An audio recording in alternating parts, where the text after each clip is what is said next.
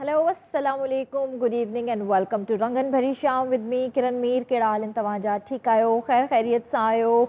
ऐं माशाअल्लाह सां कराची में हल्की हल्की थधि जेको आहे आई आहे। अञा त एंट्री आहे, अञा त चवंदा आहिनि अभी पिक्चर अभी बाक़ी है। सो ही ट्रेलर आहे। राति ॾाढी मतिलबु माशाअल्लाह सां काफ़ी थधि हुई ऐं उन खां पोइ सुबुह बि काफ़ी थधि हुई ऐं उन खां पोइ ॾींहं जो ख़बर अथव सिज जॾहिं निकिरे थो त नॉर्मल टेम्परेचर थी थो वञे, पर राति जो वरी उहो ई आहे। एक्सपेक्टेशन्स आहिनि, प्रिडिक्शन्स आहिनि त राति जो वरी थधिकार थींदो। हिकु ॿ ॾींहं इहो वेदर ईअं रहंदो, छो त डिस्टर्बेंस बि आहे, वेदर डिस्टर्बेंस बि आहे ऐं हवाऊं सी फेसिस हवाऊं बि हली रहियूं आहिनि। त अलाह साईं खां दुआ आहे त हिन दफ़े जेका सर्दी जेका अचे कराची में सुठी वारी अचे ऐं काफ़ी टाइम स्टे करे। न त कराची में जेका सर्दी असां इंजॉय कंदा आहियूं सिर्फ़ु हिकिड़ो महीनो कंदा आहियूं, उहो बि जनवरी जो। फेबररी जो बि कुझु ॾींहं उन खां पोइ हल्का हल्का पखा स्टार्ट थी वेंदा आहिनि, छो त हिते सफोकेशन तमामु घणी थी वेंदी आहे माण्हुनि में ऐं ह्यूमिड घणो थी वेंदो आहे समुंड जे करे। त इन जे करे वेदर काफ़ी लो रहंदो आहे। ईअं गर्मियूं त माशाअल्लाह सां 6 महीननि खां मथे इंजॉय कंदा आहियूं। बाक़ी सियारो जेको आहे सिर्फ़ु नसीबु थींदो आहे 1.5 महीनो, मां चई सघां थी, हा 1.5 महीनो। सो बसि इहो आहे त गरम कपिड़ा निकिरणु शुरू थी विया आहिनि आहिस्ता आहिस्ता ऐं शॉल्स निकिरणु शुरू थी वियूं आहिनि। पर इहो ज़रूरु चवंदसि त हिन मौसम में पंहिंजे मारवड़नि खे बिल्कुलु न विसारिजो। जेके फ्लड इफेक्टीज़ आहिनि, जेके हिन वक़्तु बि टेंट्स में वेठा आहिनि या जेके बि रोड्स ते अलाह न करे कोई हुजे, उन्हनि खे बि अलाह साईं टेंट ॾिना हूंदा। माण्हुनि पंहिंजी मदद पाण करे उन्हनि ताईं टेंट्स पहुचाया आहिनि, पर उन्हनि खे बिल्कुलु न विसारिजो। हींअर उन्हनि खे शदीद ज़रूरत आहे गरम कपिड़नि जी, छो त इन एरियाज़ में थधि शुरू थी वई आहे, सर्दी जी लहर सुठी आहे ऐं तव्हांखे पाण खे ख़बर आहे त अञा ताईं पाणी जो निकाल न थी सघियो आहे, पाणी न निकिरी सघियो आहे। त उन जे करे थधिकार राति जो काफ़ी थी वेंदो आहे। हिकिड़ो थधि वरी पाणी ऐं उन खां पोइ तव्हांखे ख़बर आहे त हवाऊं जेके लॻी रहियूं आहिनि, त उते ठीकु ठाकु टेम्परेचर लो रहंदो हूंदो। सो ॻाल्हियुनि खे त असां कंटिन्यू कंदासीं, तव्हां सां जेको आहे डिस्कस कंदा रहंदा आहियूं कुझु न कुझु। पर अॼु हिकिड़ी ज़बरदस्त ॻाल्हि इहा करणु चाहींदसि तव्हां सां त अॼु जेको आहे सॼी दुनिया में वर्ल्ड टॉलरेंस डे सेलिब्रेट कयो पियो वञे। 16 नवंबर ते ही ॾींहुं सेलिब्रेट कयो वेंदो आहे ऐं ही जेको वर्ल्ड टॉलरेंस डे आहे सभिनि खां पहिरियां USA में 1954 में पहिरियों भेरा इहो सेलिब्रेट कयो वियो हुयो। इन जो रीज़न इहो हुयो त भई उते का फीमेल हुई जंहिंखे कुझु इशूज़ हुया, चाहे उहे प्रेगनेंसी खे वठी हुजनि, चाहे उहे डायबिटीज़ खे वठी हुजनि या का न का बीमारी इंसान खे थोरो हाइपर करे छॾींदी आहे। सो हूअं बि इंसान जी पंहिंजी हिकिड़ी नेचर हूंदी आहे जंहिंमें बर्दाश्त ऐं इन टाइप जी जेके शयूं हूंदियूं आहिनि थोरी कमी हूंदी आहे। सो उन्हनि जे लाइ काउंसलिंग जी ज़रूरत हूंदी आहे। उन्हनि जे लाइ जेको आहे सेशन्स हूंदा आहिनि, तव्हां डॉक्टर्स ॾे वेंदा आहियो, पंहिंजी काउंसलिंग कराईंदा आहियो, सेशन्स वठंदा आहियो, पोइ आहिस्ता आहिस्ता आहिस्ता तव्हां नॉर्मल थींदा आहियो।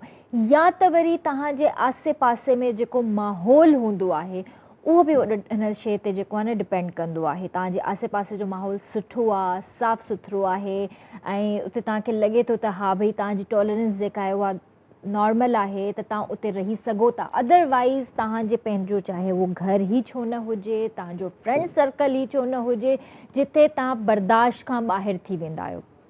सो मां हमेशह हिकिड़ी शइ चवंदी आहियां, इंसान खे उन जाइ ते रहणु घुरिजे जिथे हुननि जो माइंड सेट रहे, हुनजी पंहिंजी तबियत बहितर रहे। उन एरिया मां उन जाइ तां निकिरी वञो जिथे तव्हांखे पंहिंजी सिहत जो जेको आहे न नुक़सानु महसूसु थिए। स्पेशली असांजो जेको ब्रेन आहे न, इहो ॾाढो इम्पॉर्टेंट आहे असांजी ज़िंदगी में, असांजी सिहत जे लाइ। जॾहिं असांजो माइंड सेट रहंदो, असांजो ब्रेन सही कमु कंदो, त असां बि नॉर्मल रहंदासीं। जॾहिं असांजे दिमाग़ में टेंशन्स हूंदियूं, असां का शइ बर्दाश्त न करे सघंदासीं, त ज़ाहिरी ॻाल्हि आहे असां हाइपर थींदासीं।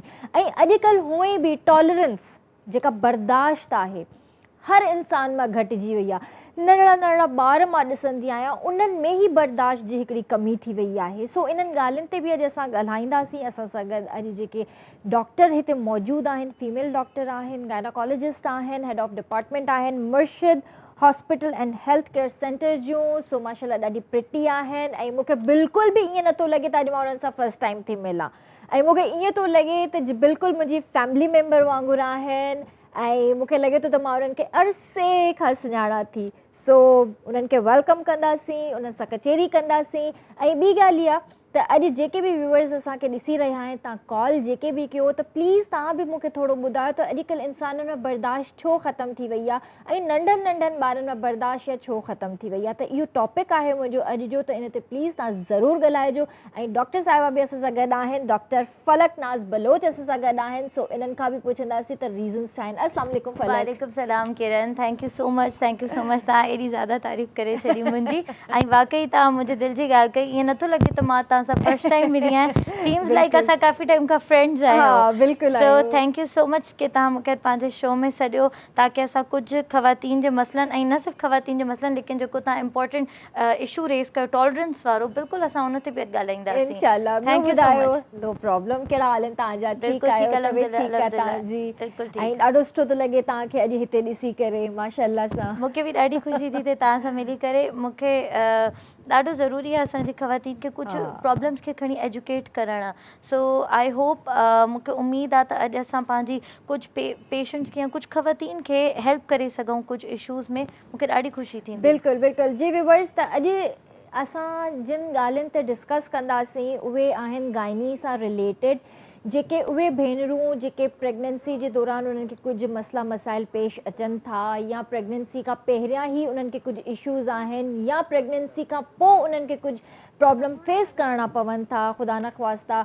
ऐं जीअं कंसीव कनि था, बेबी कंसीव कनि था या त वरी ख़ुदा न ख़्वास्ता को अबॉर्शन थी थो वञे। अबॉर्शन जा बि रीज़न्स हूंदा आहिनि। ईअं न आहे त ठीकु आहे अल्लाह जी तरफ़ां हिकिड़ी शइ हूंदी आहे, हर शइ में बहितरी हूंदी आहे, पर उन जा बि कुझु रीज़न्स हूंदा आहिनि जेके इम्पॉर्टेंट आहिनि ऐं उहे डॉक्टर साहिब सां असां ज़रूरु डिस्कस कंदासीं। त जेके बि भेनरूं ॾिसी रहियूं आहिनि, अलाह न करे कंहिंखे को प्रॉब्लम हुजे, पर जेकॾहिं तव्हांखे कोई सुवाल करिणो आहे त डॉक्टर फलक असां सां गॾु हिते मौजूदु आहिनि, तव्हां उन्हनि सां बिल्कुलु करे सघो था। डॉक्टर तव्हां मूंखे इहो ॿुधायो त प्रेगनेंसी, नॉर्मल प्रेगनेंसी जी जेका केयर हिकिड़ी थींदी आहे उहा ॾाढी डिफ़िकल्ट हूंदी आहे। ऐं अॼुकल्ह जी जेके छोकिरियूं आहिनि, स्पेशली मां अॼु जी जनरेशन जी छोकिरियुनि जी ॻाल्हि करणु चाहींदसि, त हू उनखे ॾाढो लाइट वठंदियूं आहिनि ऐं मतिलबु हो ईअं फील कराईंदियूं आहिनि त भई असां त ॼण मतिलबु पहिरियां बि प्रेगनेंट रही चुकियूं आहियूं। पर जॾहिं फस्ट बेबी बि हुननि जो हूंदो आहे ऐं उन्हनि खे कोई वॾो सम्झाईंदो आहे त हू इरिटेट थींदियूं आहिनि ऐं उन ॻाल्हि खे मतिलबु ॾाढो नेगेटिव वे में खणी वेंदियूं आहिनि। सो उहो असांखे थोरो ॿुधाइजो। सो फर्स्ट ऑफ ऑल त किरण, अगरि असां सही सां ॾिसूं त एतिरो मुश्किल बि न आहे। अगरि असांजूं भेनरूं सही सां एजुकेट थियनि कि प्रेगनेंसी खे कीअं खणी हलणो आहे त उहो पंहिंजे अॻियां माण्हुनि खे बि सुठे तरीक़े सां गाइड बि करे सघनि थियूं ऐं पंहिंजी प्रेगनेंसीज़ खे बि सुठे तरीक़े सां कैरी आउट करे सघनि थियूं। सभिनि खां पहिरियों त मां पंहिंजी भेणुनि खे सभिनि खे एडवाइस करणु चाहींदमि कि फॉलिक एसिड, अगरि तव्हां प्रेगनेंसी प्लान कयो था या तव्हां मैरिड आहियो या तव्हां प्रेगनेंट आहियो, शुरू जा तव्हांजा कुझु महीना जेके 3 महीना ॾाढा क्रिटिकल हूंदा आहिनि जंहिंमें असल में ॿार जी बनावट थींदी पई हूंदी आहे, त उन टाइम में फॉलिक एसिड ॾाढो इम्पॉर्टेंट आहे। इहो हिकिड़ो इहा ॾाढी मामूली सी शइ, कोई वॾी शइ न आहे। फॉलिक एसिड ईज़ीली अवेलेबल आहे, न एतिरी महांगी बि न आहे। त अगरि तव्हां पंहिंजे रूटीन में फॉलिक एसिड जी टैबलेट शामिलु कयो ऐं प्रेगनेंसी जे शुरू जे मां एतिरा मूं वटि पेशेंट ईंदा आहिनि किरण, मूंखे एतिरी हैरत थींदी आहे। मां उन्हनि खां पुछंदी आहियां आप फॉलिक एसिड ले रहे हैं, चवंदा आहिनि नहीं। त मूंखे ॾाढो ॾुख थींदो आहे कि छो, ऐं असां वटि एतिरा लेट, काफ़ी दफ़ा लेट बि ईंदा आहिनि न पेशेंट्स। त पोइ मां सोचींदी आहियां कि यार काश असांजूं भेनरुनि खे इहा एजुकेशन हुजे कि फॉलिक एसिड खे शामिलु करणो आहे। फॉलिक एसिड जा केतिरा फ़ाइदा आहिनि। सभिनि खां पहिरियों त मां फॉलिक एसिड ते इलाही ज़्यादा चाहींदमि त फोकस करनि असांजूं भेनरूं, ऐं जेके बि प्रेगनेंसी प्लान कनि थियूं या प्रेगनेंट आहिनि त प्लीज़ फॉलिक एसिड वठनि। ॾाढी एतिरी एक्सपेंसिव बि न आहे ऐं हर जॻह ईज़ीली वञे पई। एग्जैक्टली हर जगह इजीली अवेलेबल आहे। इहा त हिकिड़ी ॻाल्हि थी। ॿी विटामिन डी असां वटि ॾाढो हिकिड़ो निग्लेक्टेड मां चवंदमि त शइ आहे। असांखे हालांकि तव्हांखे ख़बर आहे मेजॉरिटी मां सम्झां थी पाकिस्तान जूं जेके असां औरतूं आहिनि न इहे विटामिन डी में डेफिशिएंट आहिनि। मूंखे लॻे थो तव्हां ई मां बि विटामिन डी डेफिशिएंट डेफिनेटली हूंदासीं। ऐं प्रेगनेंसी में तव्हां सोचो ॿार खे बि न्यूट्रिशन जी ज़रूरत आहे। अगरि मां में ई विटामिन्स जी डेफिशिएंसी हूंदी त ॿार कीअं हेल्दी थींदो, सेहतमंद थींदो। त विटामिन डी खीर पीओ, विटामिन डी खे पंहिंजे रूटीन में शामिलु कयो। विटामिन डी जा सप्लीमेंट्स ईंदा आहिनि, कुझु कैप्सूल सॉफ्ट जेल कैप्सूल्स ईंदा आहिनि। इहा त नॉन प्रेग्नेंट लाइ बि मां इहो ई मशवरो ॾींदमि जेके प्रेग्नेंट थियणु चाहिनि थियूं या आहिनि या जेके नॉन प्रेग्नेंट आहिनि उहे बि विटामिन डी वठनि। त विटामिन डी उन खां अलावा मां पंहिंजी भेनरुनि खे इहो मशवरो ॾींदमि कि जीअं ई प्रेग्नेंट थियो त हिकिड़ी विज़िट एटलीस्ट 10 वीक्स ते 8 to 10 वीक्स ते मतिलबु पहिरें 3 महीननि में तव्हां हिकिड़ी विज़िट डॉक्टर खे कयो जेका ज़रूरी आहे।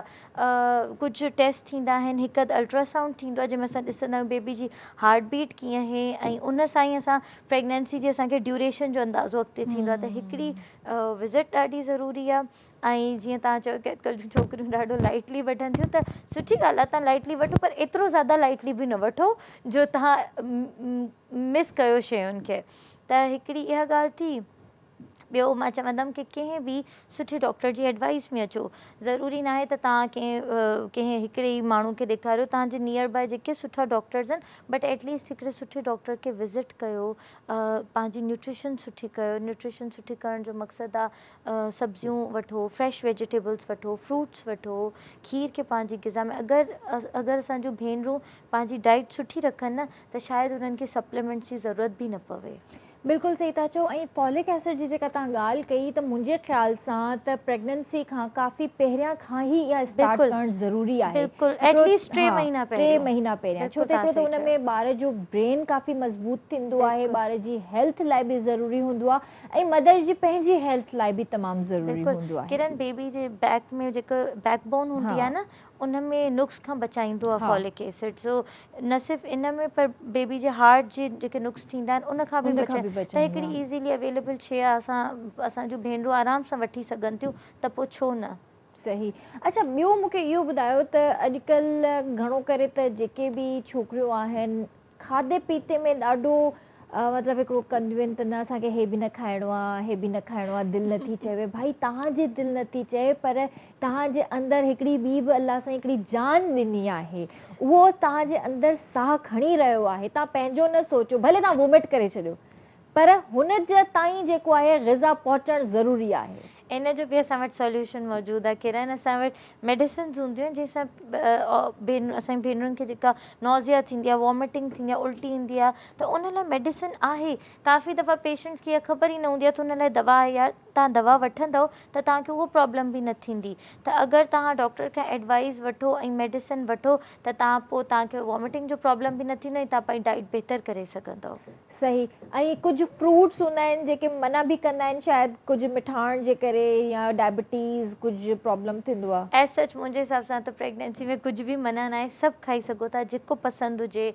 फ्रूट्स जेके तव्हांखे पसंदि आहिनि, वेजिटेबल्स जेके पसंदि आहिनि, खीर पी सघो था जेको तव्हांखे पसंदि आहे। कंहिं शइ खां पाबंदी न आहे। हा कुझु फैमिलीज़ में जीअं डायबिटीज़ या जो ख़तरो हूंदो आहे या रन कंदो आहे त उन्हनि खे थोरो अगरि शुरू खां ई पंहिंजी मिठे खे थोरो कंट्रोल में रखनि त सुठी ॻाल्हि आहे। सही।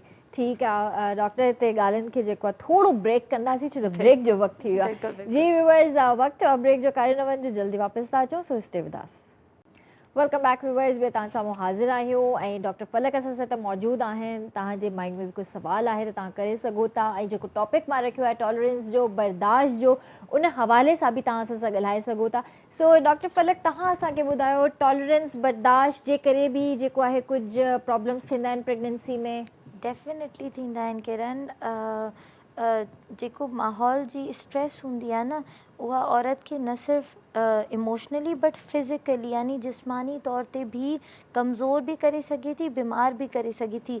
हे जेका स्ट्रेस हूंदी आहे उहा हाई ब्लड प्रेशर कराए सघे थी। उन खां अलावा जीअं डिप्रेशन थींदी आहे, प्रेगनेंसी हूअं ई हिकिड़ो डिफ़िकल्ट टाइम हूंदो आहे औरत लाइ न, त उन में अगरि स्ट्रेस हुजे माहौल जी त पोइ इंसानु ज़हनी तौर ते वधीक डिस्टर्ब थींदो आहे। ऑलरेडी ख़ासि करे जेके फस्ट टाइम पहिरीं दफ़ा माउ ठहंदियूं आहिनि उन्हनि लाइ त सॼो एक्सपीरियंस नयो हूंदो आहे। अगरि उन्हनि खे माहौल मां स्ट्रेस मिलंदी त हुननि जी प्रेगनेंसी कॉम्प्लिकेट थी सघे थी इलाही सारे तरीक़नि सां। जीअं मां तव्हांखे ॿुधायो हाई ब्लड प्रेशर, उन खां अलावा ज़हनी तनाव, डिलीवरी खां पोइ बि उहे ख़वातीन असां जेके औरतूं आहिनि उहे असांजो डिप्रेशन में वञी सघनि थियूं। ऐं हिकिड़ी शइ हूंदी आहे साइकोसिस। साइकोसिस ॾाढी सीवियर कंडीशन हूंदी आहे जंहिंमें ईअं बि थी सघे थो त औरत खे कुझु अहिड़ियूं शयूं नज़र अचनि जेके असल ज़िंदगी में न हुजनि। ऐं इहो प्रेगनेंसी जो स्ट्रेस इंसान खे औरत खे डिलीवरी खां पोइ बि इफ़ेक्ट करे सघे थो, न सिर्फ़ु डिलीवरी जो दौरान। इहा ॻाल्हि तव्हां बिल्कुलु सही चई। मूंखे यादि आहे मुंहिंजी फैमिली में कंहिंखे इहो प्रॉब्लम थियो हुयो। इनखे काफ़ी टाइम थी वियो आहे, उन टाइम मुंहिंजी शादी न हुई थियल, पर मूंखे यादि आहे कंहिंसां इहो प्रॉब्लम थियो हुयो त उनखे जॾहिं हॉस्पिटल में एडमिट कयो त मतिलबु उनखे कुझु ईअं अहिड़े तरीक़े जूं फिट्स पवनि पियूं ऐं कुझु अहिड़ो कुझु उनखे फीलिंग अचनि पियूं, पर उन टाइम बि डॉक्टर्स जो चयो त शी इज़ नॉर्मल, कुझु बि कोन्हे, इट्स पार्ट ऑफ प्रेगनेंसी। ईअं थींदो आहे। ईअं 2-3 कंडीशंस हूंदियूं आहिनि। हिकु शइ हूंदी आहे जंहिंखे असां चवंदा आहियूं ब्लूज़, पोस्टपार्टम ब्लूज़। उन में ईअं हूंदो आहे त उहो नॉर्मली जेके डिलीवरी खां पोइ हार्मोन्स चेंज थींदा आहिनि न किरण, उन जी वजह सां थींदा, लेकिन बाय 10 डेज़ उहो सेटल थी वेंदो आहे। अगरि सपोर्ट हुजे फैमिली जी तरफ़ां त 10 to 12 डेज़ में औरत सही थी वेंदी आहे, बहितर महसूसु कंदी आहे। कुझु हार्मोनल चेंजिस ईंदियूं आहिनि डिलीवरी खां पोइ, ऐं कुझु माण्हू वरी पोइ वधीक ख़राबु कंडीशन जीअं डिप्रेशन में हलिया वेंदा आहिनि, साइकोसिस मां हलिया वेंदा आहिनि। त इहो आहे त इहा स्ट्रेस ॾाढी ख़राबु शइ आहे। ऐं जीअं किरण तव्हांखे स्टार्ट में चयो हुयो त इहा जेका जिथे बि तव्हां मेंटली ख़ुशि न आहियो न, अहिड़ी जॻह ते रहण खां बहितर आहे तव्हां अहिड़ी जॻह ते वञो जिथे तव्हां ज़हनी तव्हांखे सुकून हुजे। ऐं जॾहिं इंसान खे ज़हनी सुकून हुजो आहे न किरण, असांजी कमु करण जी एबिलिटी अञा बहितर थी वेंदी आहे, असां वधीक सुठे नमूने कमु करे सघूं था। ऐं जॾहिं असां परेशान हूंदासीं, मेंटली स्ट्रेस्ड हूंदासीं, त शायदि असां उहो कमु ओतिरी सुठी तरीक़े सां न करे सघूं। ऐं तव्हां वारो डिपार्टमेंट जेको आहे गाइनी, त उहो त ॾाढो ई टॉक्सिक आहे। दुनिया भर में इहा शइ काफ़ी फेमस आहे कि गाइनी डिपार्टमेंट दुनिया भर में इहो ई मञियो वेंदो आहे त गाइनी में इलाही ज़्यादा स्ट्रेस बि आहे, इलाही ज़्यादा टॉक्सिक बि आहे। पर तव्हांखे सची ॿुधायां किरण, हाणे ज़मानो चेंज थिए थो। हाणे जीअं नई जनरेशन अचे थी न, त माण्हू बहितर थी विया आहिनि। एटलीस्ट मां मुर्शिद हॉस्पिटल में हूंदी आहियां। मुर्शिद हॉस्पिटल में अल्हम्दुलिल्लाह असांजो माहौल ॾाढो पीसफुल आहे। जेके माण्हू मुंहिंजे अंडर आहिनि या मां जंहिंजे अंडर शुरू में हुयमि, उहे सभु माण्हू ॾाढा बहितरीनु हुया। ऐं उमेदु आहे, मां दुआ कयां थी अलाह साईं खां त फ्यूचर में ओवरऑल ही गाइनी सुठो थी वञे, नया माण्हू अचनि जेके शायदि ॿियनि जे लाइ सुठा साबित थियनि ऐं सुठी सोच सां अॻिते वधनि। दादा माशाल्लाह, तव्हांजा CEO काशिफ़ साहब बि माशाल्लाह ॾाढा ज़बरदस्त आहिनि ऐं तव्हांजी पूरी टीम तारीफ़ जे क़ाबिल आहे। असां वटि लास्ट वीक हुआ ऐं ॾाढो मज़ो आयो उन्हनि सभिनीनि सां शो करे। ॾाढी प्यारी टीम आहे तव्हांजी। अलाह साईं तव्हां सभिनीनि खे हिन जो अजर ज़रूरु ॾींदो। जेतिरी सुठी महिनत ऐं जेतिरो सुठो कमु तव्हां सभु करे रहिया आहियो, इन जो अजर इंशाअल्लाह अल्लाह सां किरण, मां पाण खे ॾाढो ख़ुशकिस्मत महसूसु कंदी आहियां त मां एतिरी सुठी टीम सां कमु कयां थी। तव्हां यकीन कंदो, कोई प्रॉब्लम थिए, कोई इशू थिए, दे आर हमेशह असांजे बैक ते अवेलेबल हूंदा आहिनि। हमेशह असांखे ख़बर हूंदी आहे त पोयां माण्हू वेठा आहिनि जेके असांजी अगरि ज़रूरत पई असांजी हेल्प लाइ अची वेंदा, असांजी हेल्प लाइ ईंदा। त मां पाण खे ॾाढो ब्लेस्ड महसूसु कंदी आहियां। माशाल्लाह माशाल्लाह। थोरो टॉलरेंस ते बि ॻाल्हायूं। अॼुकल्ह ॾाढो इम्पोर्टेंट टॉपिक आहे ऐं हूअं बि अॼु इंटरनेशनल लेवल ते टॉलरेंस डे सेलिब्रेट कयो पियो वञे। त डॉक्टर, तव्हां मूंखे इहो ॿुधायो त हीअ अॼुकल्ह छोकिरियुनि में, ॿारनि में, औरतुनि में, सभिनी में इहा बर्दाश्त छो ख़तमु थी वई आहे? बिल्कुलु ज़ीरो टॉलरेंस थी वई आहे किरण। इवन मां पंहिंजे जूनियर्स खे कुझु खे ॾिसंदी आहियां, बिल्कुलु हेतिरी सी शइ बि न हो बर्दाश्त न आहिनि कंदा। छोकी आई डोंट नो छा रीज़न आहे। कुझु सोशल मीडिया आहे, कुझु एटीट्यूड्स आहिनि जंहिंखे ॾिसी करे अॼुकल्ह जी जनरेशन ईअं थी वई आहे। असां जॾहिं, मां उहो ई सोचींदी आहियां, असां जॾहिं हूंदासीं त असां नंढियूं नंढियूं ॻाल्हियूं बर्दाश्त करे वेंदा हुआसीं, लेकिन अॼुकल्ह माण्हू बिल्कुलु बर्दाश्त नथा कनि। किथे किथे न बर्दाश्त करण बि सही हूंदो आहे, बट हर दफ़ा न। किथे किथे तव्हांखे बर्दाश्त करिणो बि पवंदो आहे अॻिते वधण जे लाइ, पंहिंजे ज़हनी सुकून लाइ किथे बर्दाश्त करिणो पवंदो आहे। ऐं जिथे तव्हांखे लॻे त न हाणे हे इलाही ग़लति थो नथो थिए उते बेशक तव्हां आवाज़ खणो, बेशक तव्हां उन जे अगेंस्ट वञो, सुठी ॻाल्हि आहे, लेकिन थोरो घणो इंसान में टॉलरेंस हुजणु ॾाढी ज़रूरी आहे। मूंखे लॻे थो असांजे न एटमॉस्फेयर में ऐं असांजे जेके असांजी सराउंडिंग्स में जेके अॼुकल्ह सोशल मीडिया ऐं जेके ॿियूं शयूं आहिनि न, उन्हनि जी वजह सां मूंखे ईअं फील थींदो आहे अॼुकल्ह ॿार काफ़ी ज़ीरो टॉलरेंस पॉलिसी में हलिया विया आहिनि। कुझु इन में खाधे पीते जो बि ईअं बि थी सघे, बिल्कुलु तव्हां सही चओ था, बिल्कुलु बिल्कुलु। तव्हां ॾिसो पहिरें ज़माने में असांजी डाइट सुठी हूंदी त असां, हाणे ॾिसो तव्हां सोचो कि अगरि मां फिज़िकली हेल्दी न आहियां त ऑटोमेटिकली मां चिड़चिड़ी बि थींदमि। अगरि मां फिज़िकली हेल्दी हूंदमि त मां बिहेवियर में इमोशनली बि मां ज़्यादा स्टेबल हूंदमि। त तव्हां बिल्कुलु सही ॻाल्हि कई कि जेके अॼुकल्ह जा ॾिसो जंक फूड्स ऐं ज़्यादातर fast foods exactly unhealthy life style थी वियो आहे। हर कोई एक्सरसाइज़ ऐं वॉक त रही ई न आहे। काफ़ी घटि अॼुकल्ह माण्हू एक्सरसाइज़ कनि था या वॉक कनि था। पहिरें ज़माने में माण्हू घर में पाण कमु कंदा हुया, ॾाकणूं वाकणूं चढ़ंदा हुया, हाणे लिफ्ट प्रेफर कई वेंदी आहे। टू बी वेरी ऑनेस्ट मां पाण बि लिफ्ट ते चढ़ी करे आराम सां मां चवंदी आहियां ठीकु आहे लिफ्ट आहे त लिफ्ट ते हली थी वञा। त इहो आहे त थोरो एक्टिव लाइफ स्टाइल बि न आहे, डाइट सुठी न आहे रही त ऑटोमेटिकली हेल्थ जॾहिं ख़राबु थींदी त तव्हां इमोशनली बि तव्हां इलाही ज़्यादा लेबाइल थी वेंदा आहियो, इलाही तव्हां इमोशनली जेको आहे तव्हांजी टॉलरेंस घटि थी वेंदी आहे। सही था चओ, बिल्कुलु। अॼुकल्ह त ॿार हिक ॿिए मां बेज़ार आहे, घर भाती हिक ॿिए मां बेज़ार आहिनि, कंहिंमें बर्दाश्त थी न रही आहे। थोरो बि असां कंहिंखे कुझु चवंदा आहियूं त हुनजो हिकदमि बीपी हाई थी वेंदो आहे। मां पंहिंजी तव्हांखे पाण खे ॿुधाए किरन करे मां घर वेंदी आहियां न कम खां, त मां बि ॾाढी इरिटेट थी वेंदी आहियां। थोरो शायदि असांजी वर्क प्लेस स्ट्रेसिस जो बि हिन में हूंदो आहे रोल, त असां जेके बि स्ट्रेसिस ॿाहिरां खणी ईंदा आहियूं न, घर अची असां पंहिंजे घर वारनि ते कढी छॾींदा आहियूं। Frustration exactly. मां ॿाहिरां मूंखे कोई मूंखे तंग कंदो त मां घर अची करे पंहिंजी अम्मी सां पंहिंजी नंढी भेण सां विड़ी वरितो। त इहा ॻाल्हि आहे, फ्रस्ट्रेशन असां पंहिंजी घर भातियुनि ते कढंदा आहियूं। इहो कोन सोचींदा आहियूं त वीचारा उन्हनि जा बि इमोशन्स आहिनि, उन्हनि खे बि बुरो फील थींदो आहे। बिल्कुलु बिल्कुलु ईअं थींदो आहे। मुंहिंजी त घणो करे जेका फ्रस्ट्रेशन निकिरंदी आहे अम्मी ते निकिरंदी आहे, न उन ते न, इन ॻाल्हि में असां जो कॉमन प्रॉब्लम ऐं पोइ वारे में मुंहिंजो हस्बैंड ईंदो आहे, हू पंहिंजी ऑफिस जी फ्रस्ट्रेशन मूं ते कढंदो, मां पंहिंजी फ्रस्ट्रेशन हुन ते कढंदो। मुंहिंजी अम्मी मूंखे ॿुधाईंदी आहे प्रॉब्लम आहे, प्रॉब्लम, मां चवंदी आहियां प्लीज़ तव्हां मूंखे कुझु बि न ॿुधायो। अच्छा, हा, मां बि चवंदी आहियां जो घर अञा एंटर थिया आहियूं थोरो रिलैक्स थियणो। एक्ज़ैक्टली, थोरो रिलैक्स थियणो। आई थिंक न हिते असांजी फैमिलीज़ खे बि थोरो अंडरस्टैंड करणु खपे त स्पेशली जेके असां वर्किंग विमेन आहियूं त घर वञूं त यार थोरो रेस्ट, एक्ज़ैक्टली थोरो रिलैक्स करणु ॾियो, पोइ तव्हां असांखे पंहिंजा प्रॉब्लम्स ॿुधायो। त हिते इहो आहे त थोरो असांजी फैमिलीज़ अगरि पंहिंजे बिहेवियर खे अंडरस्टैंड, हा, त या त थकिजी आई हूंदी या टायर्ड हूंदी, हॉस्पिटल मां आई आहे या वर्क तां आई आहे या शो मां आई आहे, त थकियल हूंदी ज़ाहिर आहे, थोरो रिलैक्स थिए पोइ असां पंहिंजा मसला ॿुधायूं। असल में असां हिते वेही करे स्ट्रेस में न ईंदा आहियूं या असांजी बॉडी जेको आहे थक फील न कंदी आहे। स्पेशली जेका ट्रैफिक आहे न, बिल्कुलु सही चओ था, कराची जी जेका ट्रैफिक मारे थी न, उहो अधु बीमार करे थी छॾे, थकाए थी छॾे पई। सिर्फ़ु ऑफिस खां घर ताईं पहुचण में तव्हांखे जेकॾहिं 25-20 मिंट तव्हां ट्रैफिक में फासी पिया न, सम्झो त तव्हां अधु बीमार थी विया, अधु ड्राइव कंदा हुजो त पोइ त बिल्कुलु सफ़ा ज़ीरो टॉलरेंस तव्हांजो थी वेंदो। सो इन में असांजे पंहिंजे शहर जी ट्रैफिक खे बि सलाम आहे, जेको असां में बर्दाश्त ख़तमु करे छॾियो आहे। पर इहो ग़लति आहे। असांखे थोरो घणो पंहिंजो पाण में बर्दाश्त जेको आहे न मादो रखणु घुरिजे, ऐं इहा फ्रस्ट्रेशन असां पंहिंजे घर भातियुनि ते न ई कढूं त सुठो आहे। उन फ्रस्ट्रेशन खां ॿाहिरि निकिरण जो तरीक़ो इहो आहे त इंसानु थोरो सब्र करे, बसि सब्र ऐं बर्दाश्त, इहे ॿ शयूं असांजे अंदरि जेकॾहिं अची वियूं न त असांजी ज़िंदगी मां इहे सभु मसइला मसाइल हल थी वेंदा, असां हेल्दी फील कंदासीं। छो जो ॻाल्हि इहा आहे त अधु बीमारी बर्दाश्त, अधु बीमारी सब्र आहे असांजो। बिल्कुलु सही चओ था। ऐं पाण इंसानु जॾहिं चिड़चिड़ो थींदो आहे या कावड़ कंदो आहे त ऑटोमेटिकली इंसानु पाण बि बीमार बि थींदो आहे, बुरो बि महसूसु कंदो आहे। त वाक़ई तव्हां सही चओ था, थोरी बर्दाश्त, थोरो सब्र, थोरो तहमुल इंसान जी ज़िंदगी में काफ़ी बहितरी अची वञे शायदि। सही ॻाल्हि आहे। अच्छा डॉक्टर, सुवाल त तव्हां खां थींदा ई रहंदा, ठीकु आहे, पर हाणे मां तव्हां खां थोरो तव्हांजी फैमिली जे हवाले सां पुछणु चाहींदसि त केतिरा भाउ भेण आहियो?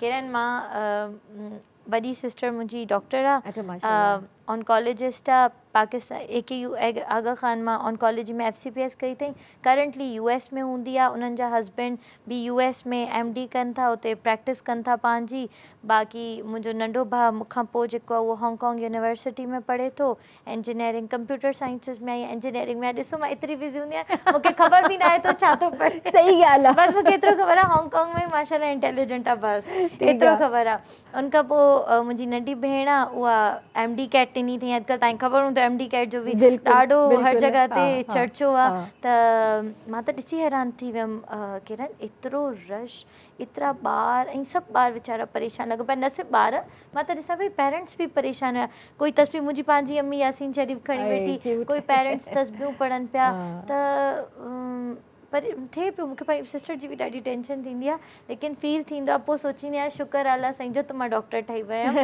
ऐं शुक्र अल्हम्दुलिल्लाह त मूंखे सीट मिली वई त अलाह साईं करे जंहिं जंहिं ॿारनि ॾिनो आहे जंहिं ॿारनि महिनत कई अलाह साईं उन्हनि सभिनि खे कामयाबु करे इंशाअल्लाह जंहिं वालदेन एॾी मां पंहिंजे ॿारनि लाइ दुआऊं कयूं आहिनि अलाह साईं उन्हनि जे ॿारनि खे इंशाअल्लाह इंशाअल्लाह आमीन अल्लाह साईं सभिनीनि जी जाइज़ ख़्वाहिशात पूरी करे सभिनीनि खे अल्लाह साईं पंहिंजे हिफ़्ज़ो मान में रखे उन्हनि खे कामयाबु करे तव्हां हिन मतिलबु डॉक्टर्स जी जेका फील्ड आहे तमामु वॾी फील्ड आहे तव्हां हिन ई मतिलबु सब्जेक्ट खे छो चूज़ कयो गाइनी जे तव्हांखे सही बिल्कुलु सच ॿुधायां त कोई बि फेवर में न हो त मां गाइनी में वञा छो की मुंहिंजी जेका नेचर आहे मां थोरी पीसफुल काम रहण वारी आहियां ऐं मुंहिंजी तबियत न मां तेज़ थी सघंदी आहियां त मुंहिंजी फैमिली मूंखे ॾाढो मना कयो की न वञ गाइनी में लेकिन मुंहिंजो पंहिंजो शौक़ु हालांकि ॿियनि माण्हुनि खे मां चवंदे ॿुधो आहे त फैमिली फोर्स करे पई गाइनी में वञो लेकिन मां पंहिंजे शौक़ु सां ऑनेस्टली तव्हांखे ॿुधायां ॾाढी बहितरीनु फील्ड आहे किरण ॾाढी बहितरीनु फील्ड आहे तव्हांखे ख़बर आहे रोज़ु असां वटि ख़ुशियूं ईंदियूं आहिनि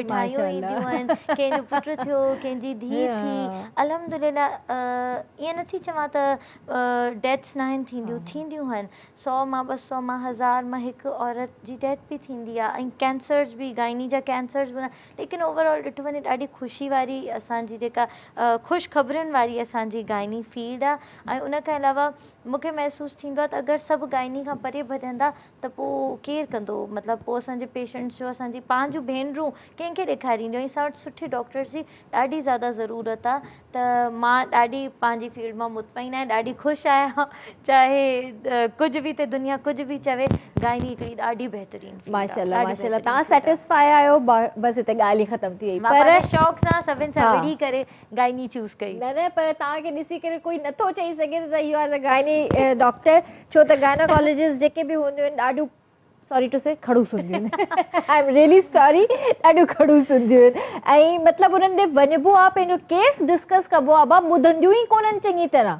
सही चओ था अल्हम्दुलिल्लाह धड़का ॾींदियूं आहिनि एॾो बुरे तरीक़े सां मतिलबु पेश ईंदियूं आहिनि जो उन्हनि खे ॾिसी करे दिलि ई कोन चवंदो आहे त यार हिननि खां का ट्रीटमेंट कराइजे हिन खां बहितर माण्हू ॿाहिरि मुल्क हली वञे पंहिंजो ट्रीटमेंट कराए हिननि खां न कराइजे बिल्कुलु तव्हां सही चओ था लेकिन जीअं मां तव्हांखे ॿुधायो हाणे न्यू जनरेशन जीअं अचे थी अल्हम्दुलिल्लाह मां पंहिंजी छा तारीफ़ कयां लेकिन मुंहिंजे हॉस्पिटल में असां वटि जेके पेशेंट्स हूंदा आहिनि अल्हम्दुलिल्लाह दे आर वेरी सेटिस्फाइड माशाल्लाह मुतमइन थी वेंदियूं आहिनि मूंखे ॾाढी ख़ुशी थींदी आहे ऐं तव्हां इहा ॻाल्हि बिल्कुलु सही कई आहे मां तव्हां सां एग्री कयां थी हिन ॻाल्हि मूंखे ख़बर आहे न असां भुगते चुका आहियूं असां डॉक्टर्स जा रवैया उन्हनि जा दड़का उन्हनि जो मतिलबु उन्हनि जो हिकिड़ो अजीबो ग़रीब बिहेवियर मूंखे सम्झ में न ईंदो आहे बाबा पैसा असां था ख़र्च कयूं न तव्हांखे त सिर्फ़ु ट्रीटमेंट लिखी ॾियणी आहे तव्हांखे सिर्फ़ु असांखे ॿुधाइणो आहे केयर ॿुधाइणी आहे त छा करिणो आहे ऐं अगरि तव्हां पेशेंट सां सुठे तरीक़े सां ॻाल्हायो उनखे सुठे नमूने सम्झायो त उनजी अधु बीमारी त उते ई ख़तमु थी वेंदी आहे हीअ ॻाल्हि मां इहा बि नोट कई आहे चङी तरह ॿुधाईंदियूं न काउंसिल न ऐं सेकेंड टाइम जॾहिं वेंदासीं ॻाल्हि सम्झ में न आई त पोइ दड़का बि असां ई खाऊं भाई डॉक्टर साहिबा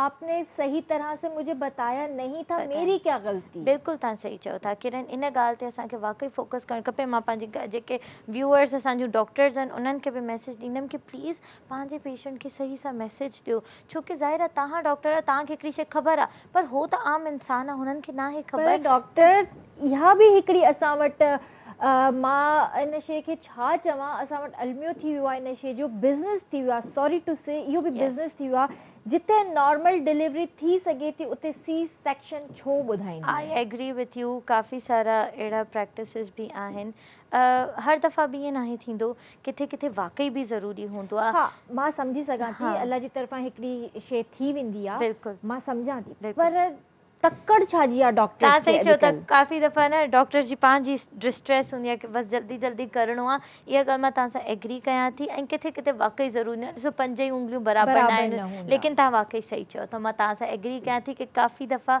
ईअं थींदो बि आहे। पाण खे सेव करण लाइ त यार असां छो रिस्क खणूं, असां पाण ते छो ॻाल्हि खणूं। बहितर आहे सिज़ेरियन आसान आहे। सिज़ेरियन में असांखे 1.5 कलाक लॻंदो आहे। नॉर्मल डिलीवरी त ॾाढी मुश्किल हूंदी आहे, पूरो लेबर कंटिन्यू करिणो पवंदो आहे, 8 कलाक 10 कलाक लॻी वेंदा आहिनि। सो मां तव्हां सां एग्री कयां थी हिन ॻाल्हि ते त वाक़ई ईअं थींदो आहे। कुझु ॿार जल्दी बि डिलीवर थी वेंदा आहिनि, 13 कलाक बि कंहिंखे लॻी वेंदा आहिनि, बिल्कुलु कंहिंखे 12 कलाक बि लॻी वेंदा बिल्कुलु आहिनि, बिल्कुलु कंहिंखे 2 कलाक बि लॻी वेंदा बिल्कुलु ईअं ई आहिनि। हूंदो आहे, बिल्कुलु ईअं ई हूंदो आहे। त इहा कुदरत खे ख़बर आहे हाँ, त अल्लाह जा कंहिंखे निज़ाम आहिनि इहे। बिल्कुलु हिन दुनिया में कंहिंजो कहिड़ो टाइम मुक़ररु आहे, कहिड़े ॿार खे वो कहिड़े टाइम दुनिया अल्लाह में। बहितर ॼाणे थो, डॉक्टर खे बि ख़बर कोन हूंदी एतिरी। हाँ काफ़ी डॉक्टर दफ़ा पेशेंट चवंदा आहिनि डॉक्टर आप बताएं किस टाइम डिलीवरी होगी। मां चवंदी आहियां कि अंदाज़न मैं आपको ये टाइम बता सकती हूँ, लेकिन फिक्स कंफर्म टाइम नहीं मुझे नहीं पता। तो चवंदा आहिनि ऐसे कैसे आपको नहीं पता। मां चवंदी आहियां आफ्टर ऑल मां इंसान आहियां, after all at the end of the day मां इंसान ई आहियां न। मूंखे न टाइम ख़बर आहे, मूंखे इहो बि न आहे ख़बर त वाक़ई कि जंहिंजे लाइ ट्राई कयूं था नॉर्मल डिलीवर थींदी, कहिड़ी ख़बर लास्ट मिनट ते न थी सघे, कहिड़ी ख़बर लास्ट मिनट ते असांखे सिज़ेरियन। त इहा ई ॻाल्हि थी अचे किरण त अगरि तव्हां पंहिंजे पेशेंट खे सुठे नमूने सभु सम्झायो न त यकीन कयो उहो सम्झंदा आहिनि। सही ॻाल्हि आहे, बिल्कुलु तव्हां सही ॻाल्हि सम्झायो आहे। त हाँ। उहो सम्झंदा, तव्हां न सम्झाईंदो त पोइ हुननि खे न सम्झ में न सम्झ में ईंदी, हक़ीक़त ॻाल्हि आहे। उन टाइम औरत पाण वीचारी थोरी कंफ्यूज़ बि हूंदी ॾाढी कंफ्यूज़ हूंदी आहे ऐं नर्वस हूंदियूं आहिनि वीचारियूं ॾाढियूं। ऐं वरी उन्हनि खे दड़का मिलनि त हू सफ़ा डिसहार्ट थी वेंदियूं आहिनि। बिल्कुलु वरी हस्बैंड जा दड़का अलॻि मिलनि, सस जा दड़का अलॻि मिलनि। इन टाइम ते न हस्बैंड्स जी सपोर्ट ऐं ॾाढी फैमिली ज़रूरी जी आहे। सपोर्ट, अगरि सपोर्टिव फैमिली हुजे न त शायदि औरत जो इहो जेको हो आहे न, छा चइजे हिनखे, इहो जेको प्रोसेस आहे इहो आसान थी वञे। वेंदो आहे। तव्हां हस्बैंड जी बि काउंसलिंग कंदा आहियो उन टाइम? बिल्कुलु, काफ़ी दफ़ा त असां हस्बैंड खे सॼे मतिलबु मोस्टली पेशेंट्स इहो ई चवंदियूं आहिनि। आइडियली त हर पेशेंट सां हस्बैंड खे अचणु खपे ऐं हस्बैंड जी बि काउंसलिंग थियणु खपे, लेकिन छो कि पाकिस्तान में असां एॾा ओवरबर्डनाइज़्ड आहियूं, असां वटि डॉक्टर्स घटि आहिनि, मरीज़ ज़्यादा आहिनि, त असां हर केस में ईअं न करे सघंदा आहियूं। पर पोइ बि किरण मुंहिंजी पूरी कोशिशि हूंदी आहे कि मां हस्बैंड खे बि काउंसिल कयां, वाइफ सां गॾु उनखे बि ॿुधायां त हिननि जो कीअं कीअं ख़्यालु रखिणो आहे। हाणे हिकिड़ी औरत पंहिंजो ख़्यालु केतिरो रखंदी, उनजो ॿिया माण्हू बि ख़्यालु रखंदा त शायदि उहो फोकस करे। न त असांजूं औरतूं त असांजूं भेनरूं त पंहिंजो कोई ख़्यालु रखंदियूं ई न आहिनि। सही सही, न तमामु ज़रूरी आहे, सुठी ॻाल्हि आहे। हस्बैंड्स जेके बि आहिनि उन टाइम हिकिड़ी प्रॉपर केयर जी ज़रूरत हूंदी आहे, उनखे फोकस खपंदो आहे, स्पेशली ॿिए कंहिंजो न, हुनजो फोकस सिर्फ़ु इहो न त हस्बैंड रुॻो ॾिसे मूंखे, उनजो फोकस ज़रूरी हूंदो आहे। सो सुठी ॻाल्हि आहे ऐं सुठो स्टेप आहे। थोरो असांखे इहो ॿुधायो त डायबिटीज़ बि थी वेंदी आहे उन में, मतिलबु शुगर पेशेंट्स बि थी वेंदियूं आहिनि? अब किरण असां जेके पाकिस्तानी यानी साउथ एशियन जेके असां औरतूं आहिनि न, असांजो एथनिसिटी आहे असांजी जेका, असां ऑलरेडी रिस्क ते आहियूं डायबिटीज़ लाइ। असां सॼा पाकिस्तानी माण्हू, जीअं ॿाहिरनि मुल्कनि में त हुननि जो रिस्क न आहे, उहो ॾिसंदा आहिनि त कंहिंखे रिस्क आहे कंहिंखे न आहे, पर असां वटि असां सॼियूं पाकिस्तानी भेनरूं जेके आहियूं न, उन्हनि खे रिस्क आहे त असांखे शुगर थी सघे थी प्रेगनेंसी में। बिल्कुलु प्रेगनेंसी में थी सघे थी, स्पेशली जंहिंजी पहिरियों हिस्ट्री हुजे, जंहिंखे पहिरियों प्रेगनेंसी में थी चुकी हुजे शुगर, उन्हनि जो त तमामु घणो रिस्क हूंदो आहे त वरी सां उन्हनि खे शुगर थी वञे। उन खां अलावा जंहिंजी फैमिली हिस्ट्री स्ट्रॉन्ग हूंदी आहे त इन लाइ असां वटि टेस्ट मौजूदु आहिनि। अगरि त तव्हां मतिलबु असांजूं भेनरूं प्रॉपरली विज़िट कनि त 24 टू 28 वीक्स जे विच में हिकिड़ी टेस्ट थींदी आहे ग्लूकोज़, जंहिंमें थी सघे थो तव्हांखे ख़बर हुजे हुनजी, OGTT चवंदा आहिनि उनखे। ऐं उन सां डायग्नोज़ अगरि टाइमली थी वञे न त अॻियां प्रेगनेंसी ॾाढी स्मूथ हली सघे थी। अगरि असां हाणे सम्झो असां वटि कोई पेशेंट अचे थी एंड ऑफ प्रेगनेंसी ते ऐं उनजो टेस्ट थियो ई न आहे, थी सघे थो उनखे डायबिटीज़ हलंदी हुजे, असांखे ख़बर ई न पवे। अच्छा, उनजो ॿार ते इफेक्ट थींदो? डेफिनेटली हूंदो आहे, डेफिनेटली हूंदो आहे। अगरि शुगर अनकंट्रोल हूंदी किरण, अलाह साईं रहम करे बेबी जी डेथ बि थी सघे थी। बेबी इलाही वॾी साइज़ जो बेबी जो थी सघे थो, वेट वधी वञे, बेबी जो वाटर वधी वञे। त अगरि असां हिकिड़ी मामूली टेस्ट आहे, कोई वॾी शइ न आहे, सुबुह जो रुॻो फास्टिंग में अचिणो हूंदो आहे, ग्लूकोज़ पीआरे करे टेस्ट थींदी आहे, 2-3 कलाक लॻंदा आहिनि, लेकिन इन सां प्रेगनेंसी जूं घणियूं कॉम्प्लिकेशन्स खां तव्हां बची सघो था। अच्छा, ॿियो जॾहिं बेबी डिलीवर थी थो वञे त छा ॿार ॿार खे बि कॉम्प्लिकेशंस हूंदा आहिनि? बिल्कुलु जे माउ जी शुगर अनकंट्रोल हूंदी पैदाइश खां पोइ ॿार जी शुगर लो थियण जो ख़तरो हूंदो आहे। ऐं अगरि ख़ुदा तव्हांखे ख़बर आहे शुगर लो थियण केॾी ख़राबु ॻाल्हि आहे, असां वॾा ई न आहियूं बर्दाश्त करे सघंदा, त मासूम ॿार कीअं बर्दाश्त, उन में इहो हूंदो आहे त बेबी जी बार बार पोइ शुगर चेक करणी पवंदी आहे। ऐं असां एडवाइस कंदा आहियूं त माउ जेका आहे उहा ॿार खे बार बार फीड कराए, हर 2-3 कलाकनि खां पोइ ॿार खे फीड कराए ताकी ॿार जी शुगर लो न थिए। सही, ठीक है, इन्हनि ॻाल्हियुनि खे बि कंटिन्यू कयूं था। जी व्यूअर्स, वक़्तु आहे ब्रेक जो, करे न वञिजो, जल्दी वापसि था अचो।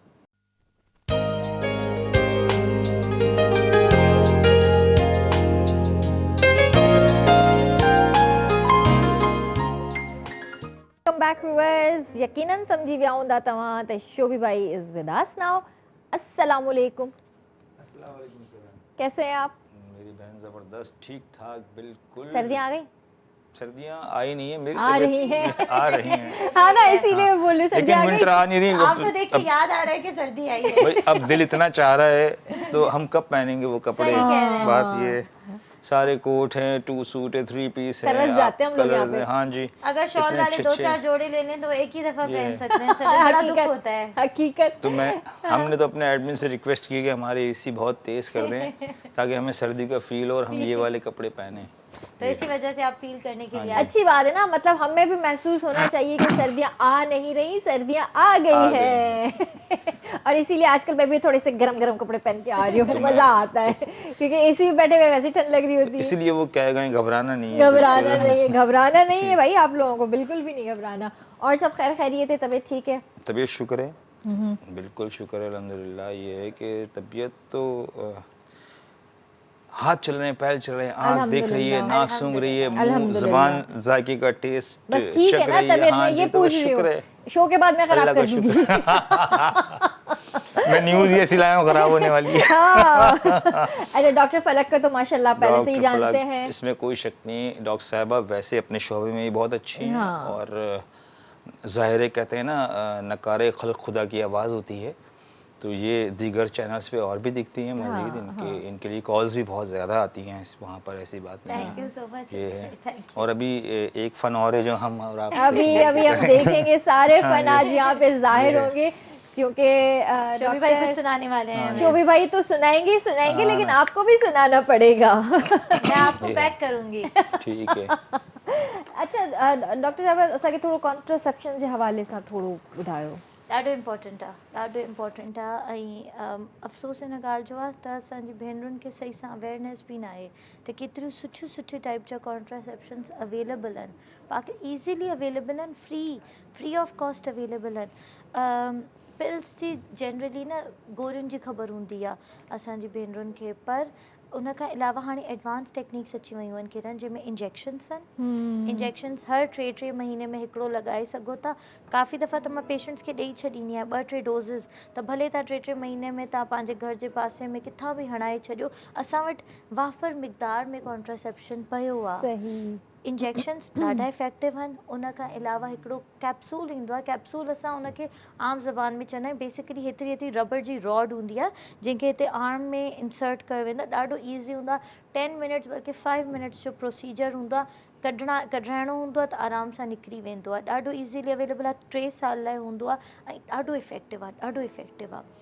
उन खां अलावा कुझु अहिड़ा जंहिंखे असां छलो आम ज़बान में चवंदा आहियूं, यूट्राइन अंदरि यूट्रस में रखण जी डिवाइसिस हूंदियूं आहिनि जेके एतिरियूं इफेक्टिव आहिनि, जहिड़ो ॿार बंदि कराइण जी जीअं टेक्निक हूंदी आहे ओतिरियूं इफेक्टिव इहे टेक्निक्स आहिनि। ऐं साइड इफेक्ट्स आहिनि, मां ईअं नथी चवां कोई साइड इफेक्ट न आहे, हर शइ कंहिं न कंहिं साइड इफेक्ट सां गॾु ई ईंदी आहे। काई तव्हां मेडिसिन बि वठो, कोई न कोई साइड इफेक्ट त हूंदो ई आहे।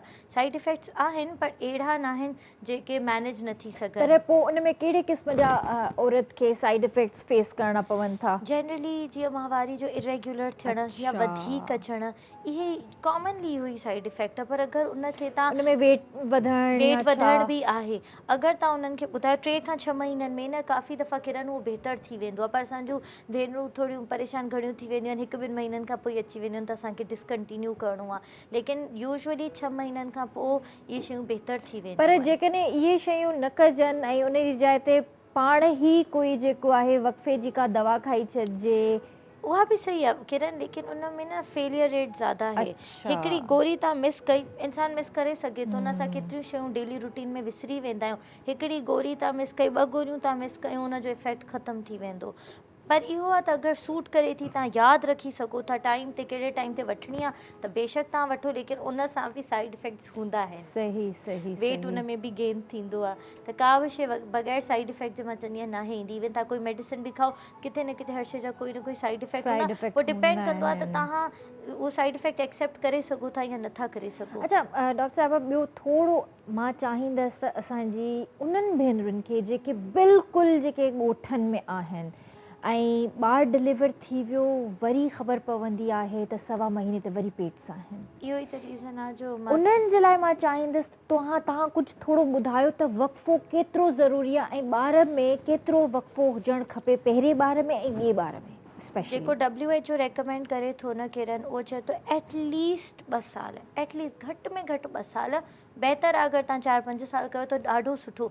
उनजी वजह इहा आहे त जॾहिं औरत ॿारु प्रेग्नेंट थींदी आहे या ॿारु पैदा कंदी आहे, डिलीवरी थींदी आहे, त उनजी जिस्म खे रिकवर करण में बि थोरो टाइम लॻंदो आहे। जेको नंढड़ो ॿारु तव्हांजो ऑलरेडी आहे, उनखे बि तव्हांजे तवजो जी ज़रूरत आहे। काफ़ी दफ़ा जेके भेनरूं प्रेग्नेंट थी वञनि वरी सां, उहे वीचारा नंढड़ा ॿार निगलेक्ट थींदा आहिनि, या वरी उहो जेको ॿारु पेट जे अंदरि हूंदो आहे उहो निगलेक्ट थींदो आहे, या वरी पाण खे निगलेक्ट कंदियूं आहिनि। त घटि में घटि 2 साल जो वक़फ़ो, ऐं अगरि 4-5 साल जो वक़फ़ो कयो त ॾाढो सुठो। उन जे करे कमज़ोरी बि थिए थी। बिल्कुलु, तव्हांखे ख़बर आहे किरण, असां त ॾिसंदा आहियूं हीमोग्लोबिन 4 इज़ एब्सोल्युटली नॉर्मल, बिल्कुलु नॉर्मल आहे 4 हुननि and लाइ। 5 बिल्कुलु 4-5 हुननि जो एवरेज आहे, न त बि बहितर खां बहितर हूंदी त 6-7 मतलब हूंदी। हिते इनीमिया पेशेंट्स थी वियूं। ख़ासि कर जेके असां वटि सैलाब मां आयूं आहिनि किरण, उन्हनि लाइ त 4-5 इज़ बिल्कुलु ई नॉर्मल, अल्लाह। कोई मसइलो न आहे। ऐं 10th बेबी, 11th बेबी, अॼु मूं वटि हिकिड़ी पेशेंट आई 15th बेबी। माशाल्लाह। उनखे मां चयो कि अगरि तव्हांखे ॿार ऑपरेशन सां बंदि कराइणा आहिनि त मां तव्हांजो सिज़ेरियन कयां, ॿार बि मां तव्हांजा बंदि कयां। उहो चवणु लॻी हा बिल्कुलु ठीकु आहे। She agreed. काश हुनखे ऑप्शन कोई पहिरियों ॾिए हा त शायदि उहो पहिरियों करे वठे हा। उन्हनि वीचारनि खे ऑप्शन बि न आहे ॾिनो वेंदो, हुननि खे अवेयरनेस बि न आहे। पोइ इन्हनि मतिलबु इन टाइप जा कुझु तव्हां वटि प्रोग्राम्स आहिनि जेके औरतुनि खे इन शइ जी अवेयरनेस ॾिनी वञे त बाबा तव्हांजी सिहत जे लाइ एतिरा ॿार पैदा करणु सही कोन्हे। अॼु असां तव्हां सां तॾहिं त इहो टॉपिक शुरू कयो आहे ताकी असांजूं भेनरूं जेके ॾिसनि थियूं असांजी ॻाल्हि खे ॿुधनि, असांजी ॻाल्हि खे सम्झनि, ऐं मूंखे यकीन आहे त तव्हां हिन ॻाल्हि खे बहितर तरीक़े सां व्यूअर्स ताईं पहुचाए सघो था। सीरियसली ठीकु आहे, औलाद नेमत आहे अलाह जी तरफ़ां हिकिड़ी, मां चवां थी ॾाढी प्यारी हिकिड़ी नेमत आहे जंहिंखे आहे माशाल्लाह। अलाह साईं उन्हनि जे सिहत ज़िंदगी उन्हनि खे अता करे ऐं उन्हनि खे आला मक़ाम अता करे अलाह साईं। पर जिन खे न आहे त उन्हनि जे लाइ बि मां दुआ ई करे सघां थी त अलाह साईं जल्द खां जल्द साले ऐं नेक साले सिहत हयाती वारी ज़िंदगी ऐं औलाद अलाह साईं हुननि खे अता करे। पर मुंहिंजी प्यारी भेनरूं, तव्हांजे लाइ इहो ॼाणणु ज़रूरी आहे त 1-2-3 औलाद, उन खां पोइ तव्हां थोरो इन शइ खे सोचण जी कोशिशि कयो। हिकिड़ो त अॼुकल्ह असांजा जेके हालात आहिनि मुल्क जा, या जेका महांगाई आहे, या जेके बि शयूं आहिनि, असां अफोर्ड बि चइजे न जंहिंखे त करे सघूं।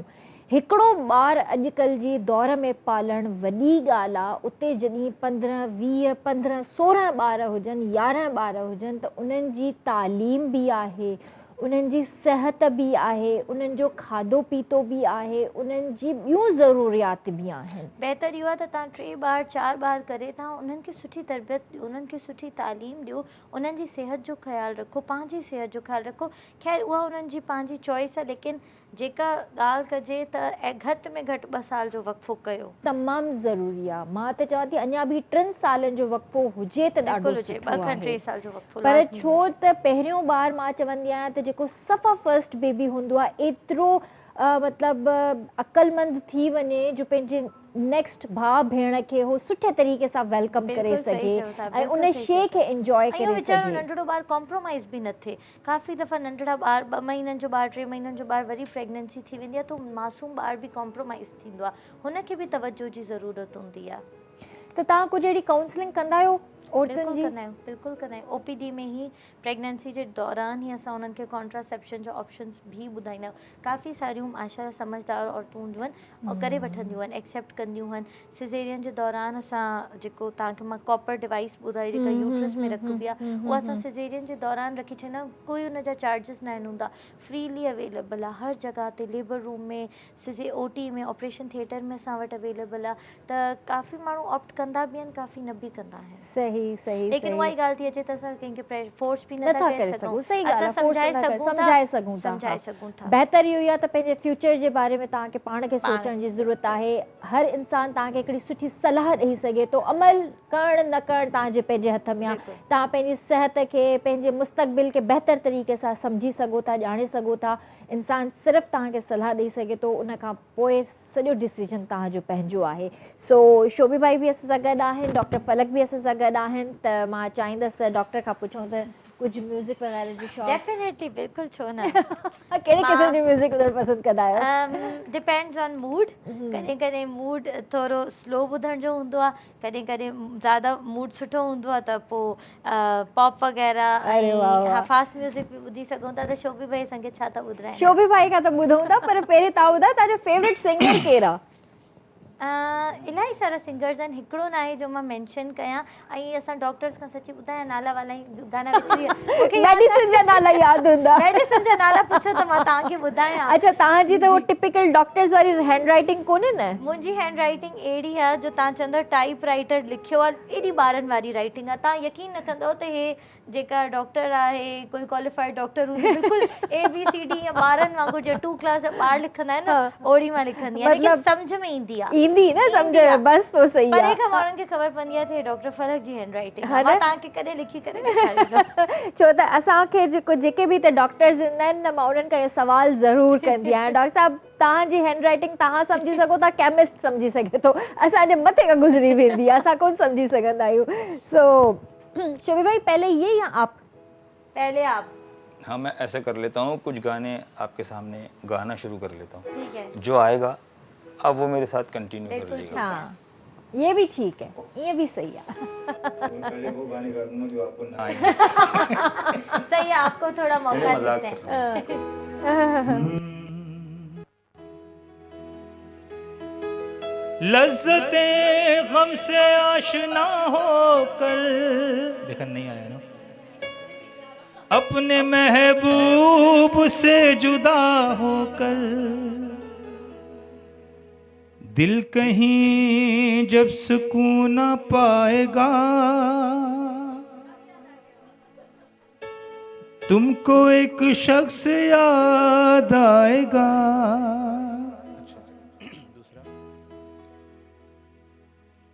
बचपन की मोहब्बत को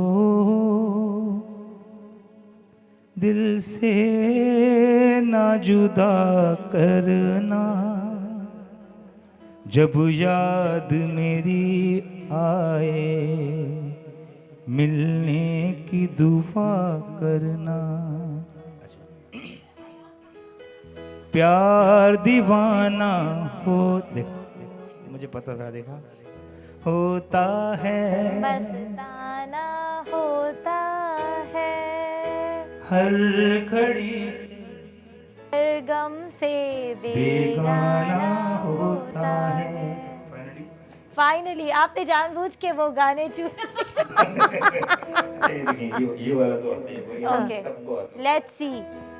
जब कोई बात बिगड़ जाए, जब कोई मुश्किल पड़ जाए, तुम देना साथ मेरा ओ हम नवा। ना कोई है ना कोई था जिंदगी में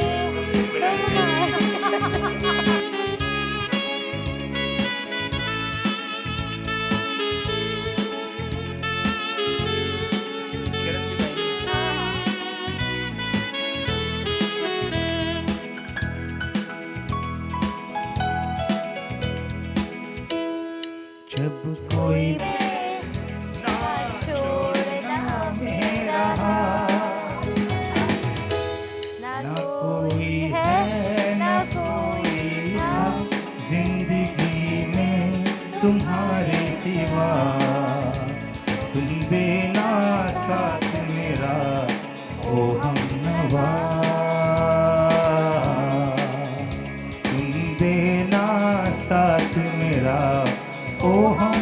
नवा।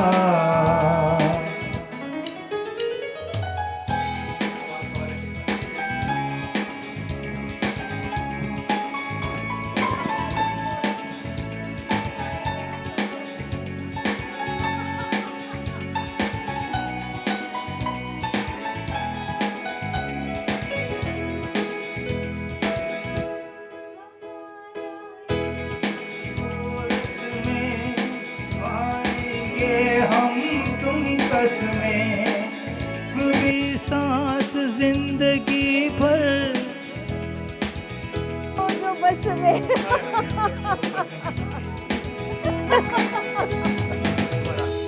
वफादारी की वो रस्में निभाएंगे हम तुम कसमें, एक भी सांस जिंदगी की तक हो अपने बस में।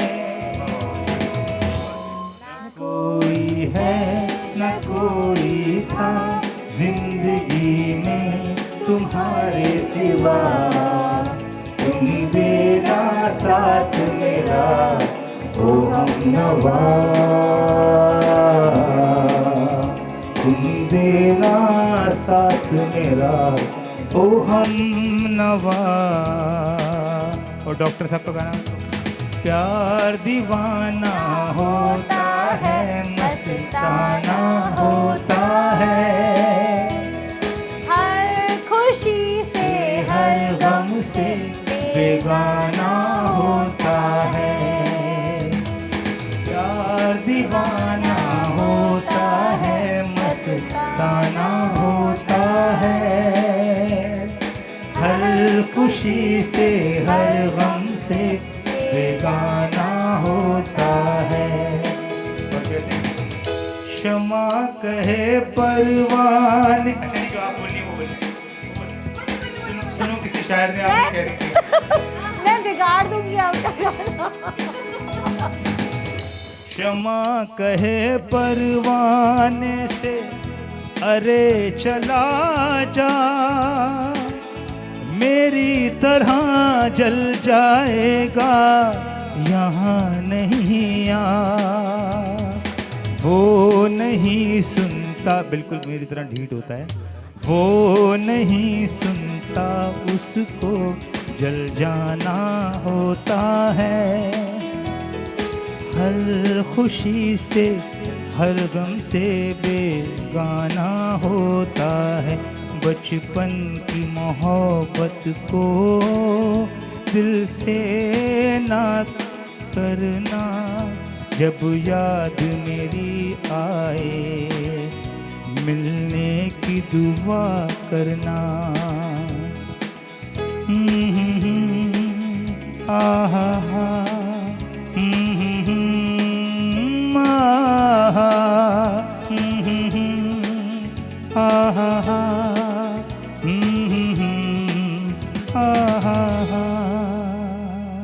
वेरी नाइस, आज आपने अम्मी को खुश कर दिया। ये एक अच्छा अमान अल्लाह को अम्मी बोला आपने? अम्मान अल्लाह को अम्मी अच्छा। ने बोला, अम्मान अल्लाह तो अब्बा अच्छा है। अमान था वो, अम्मा नहीं समझ में। अम्मान अल्लाह तो पापा है। अरे पापा अम्मी अपने खुश बच्चे हो को। गई क्योंकि अम्मी के गाने थैंक बड़ा यू पसंद है अम्मी। कि और बचपन की मोहब्बत को दिल से ना जुदा करना। और मैं इसमें एक बात करता हूँ कि बचपन की मोहब्बत को 56 से ज़रब देना, 56 से ज़रब देना, ये भी सही बात है। और जब याद मेरी आए 10 और जमा करना, ये भी सही बात है क्योंकि बचपन की मोहब्बत तो बचपन की होती है और 55 की जो मोहब्बत हाँ, ये होती है भी- वो हाय, हाय, हाय। नादानी होती है। तो मैं ये नहीं, वैसे 55 की मोहब्बत से इंसान बचे, मेच्योर मोहब्बत से फ़ौरन बचे आदमी। हैं? हाँ जी, ये चले मेरा अभी experience उस है। उम्र में आए नहीं है, फिर देखेंगे। और ये है कि देखिए मैंने कैसा चिट चैट वाला गाना गाया, दिखा आपने मैशअप बहुत अच्छा किया, बड़ा मजा आया, हमने तो एंजॉय किया, आपने एंजॉय मैंने बहुत किया। ज़्यादा एंजॉय किया। और मैं सोच रही हूँ कि शोभी भाई सोच रहे होंगे कि डॉक्टर को कोई भी गाना नहीं नहीं आता है, आपको आता है। एक्चुअली आपने जो लिरिक्स इतने अच्छे हाँ शुरू जी। किए ना, वो आइडेंटिफाई नहीं हो Thank रहा था, you. वरना कुछ कुछ गाने मुझे हाँ, आ रहे थे, हाँ, लेकिन वो टूटे फूटे मैं गा सकती हूँ बीच बीच से। नहीं यो माँ चाहिए सगाती था गाना असांखे माइंड में हूंदा आहिनि पर लिरिक्स जेके लिरिक्स असां उन्हनि जा लिरिक्स बिगाड़े छॾींदा आहियूं। लिरिक्स मूंखे बि यादि न थींदा आहिनि। हालांकि मां शोभी भाई सां वेठी ईअं जैमिंग कंदा आहियूं असां। और किरण ने मुझे तो शायर भी बना दिया है। तो फिर इस बात पे एक शेर सुनाइए आप हमें। शेर सुनाऊं आपको? बिल्ली सुना दे। हाँ। तो कैसा शेर सुनाऊं ये बताइए। रोमांटिक सा कोई सुनाए या फिर कोई दुख वाला सुना दे। नहीं रोमांटिक शेर हम यहाँ नहीं सुन सकते, वो ब्रेक पे सुनेंगे शोभी भाई से। जी व्यूअर्स, वक्त है ब्रेक जो करंट अफेयर से जल्दी वापस आ जाओ।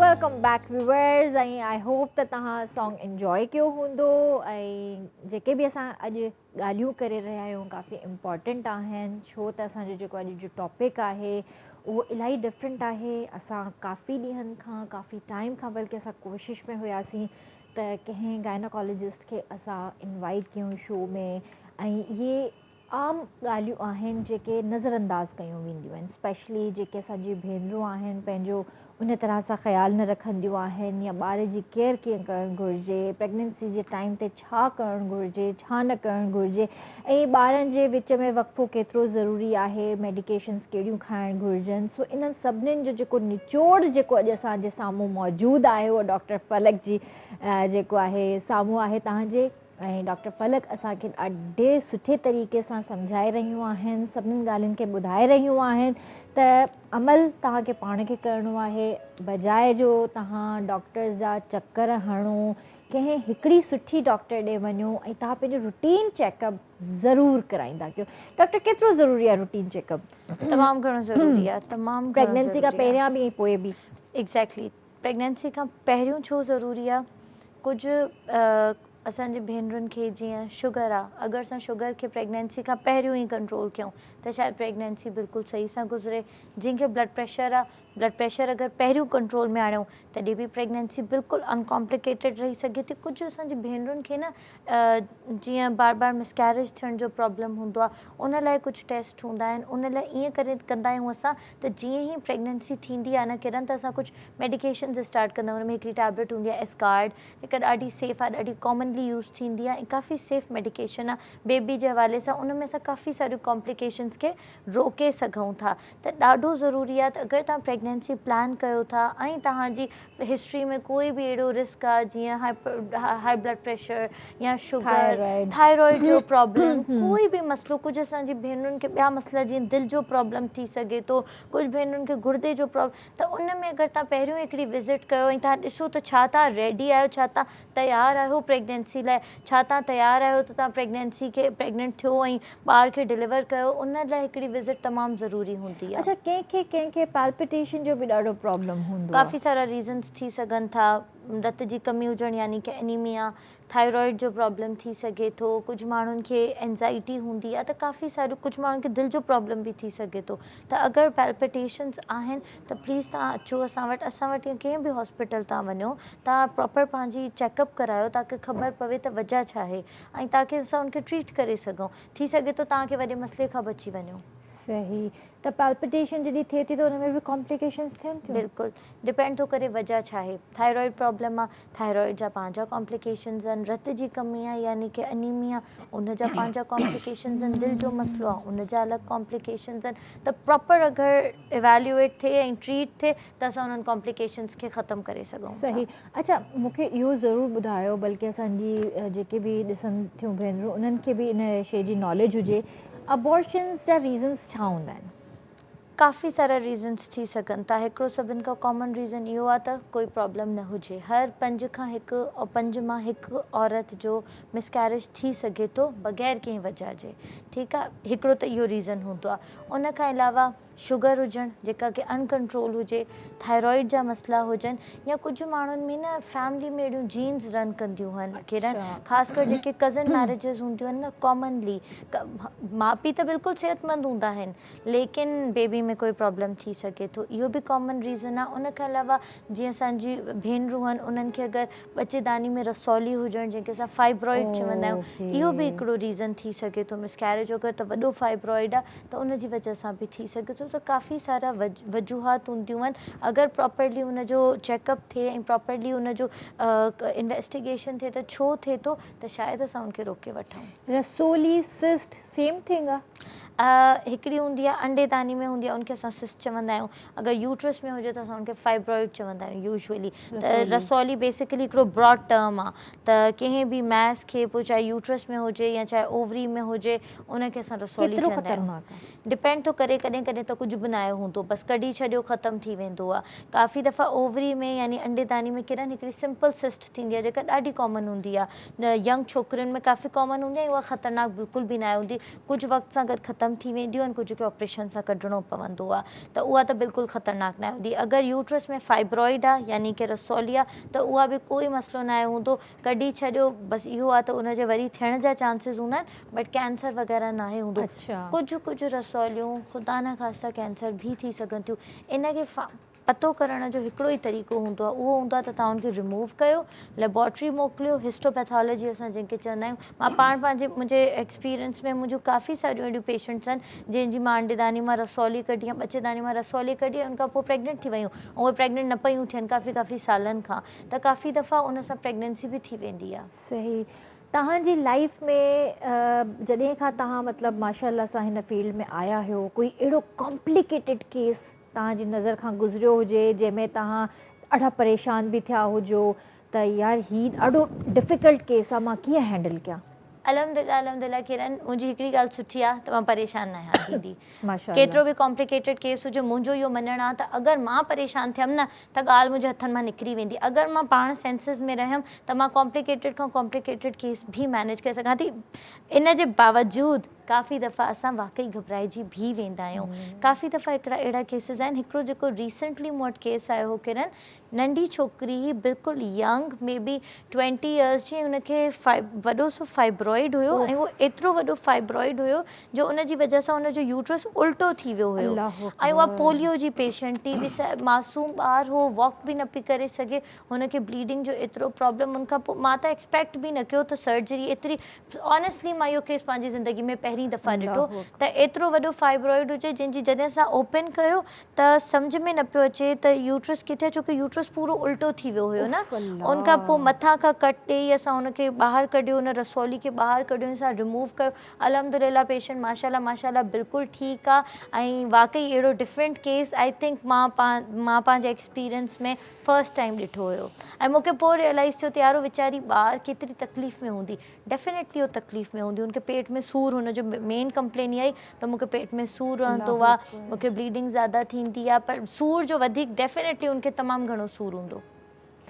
अच्छा, हिननि जे छा रीज़न्स छा हूंदा आहिनि, मतिलबु रसोली थियण जो या सिस्ट थियण जो? हर दफ़ा कोई रीज़न न हूंदो। कुझु शयूं ॾिसो, कुझु शयूं असांजे जीन्स में रन कंदियूं आहिनि, छा त फैमिली हिस्ट्री हुजे, ऐं कुझु माण्हुनि खे बग़ैर कंहिं वजह जे बि थी वेंदो आहे, त इहे यूजुअली इहे रीज़न्स आहिनि कॉमनली। इन में असांजूं भेनरूं पाण कुझु नथियूं करे सघनि जंहिंसां उहो हिनखे रोकनि। कंहिंखे बि थी सघे थो, मूंखे बि थी सघे थो, कंहिंखे बि थी सघे थो, त इनखे फाइंड आउट करण ते छो थो थिए, उनखे कीअं रोकियो वञे, उहो अञा ताईं साइंस न ॻोल्हे सघी आहे। हलो, अल्लाह साईं सभिनीनि खे पंहिंजे हिफ़्ज़ो मान में रखे, ऐं जिन खे बि अल्लाह न करे इहे प्रॉब्लम्स आहिनि उन्हनि जा प्रॉब्लम्स जल्द खां जल्द सॉल्व थी वञनि। इनफर्टिलिटी ॾाढी कॉमन आहे।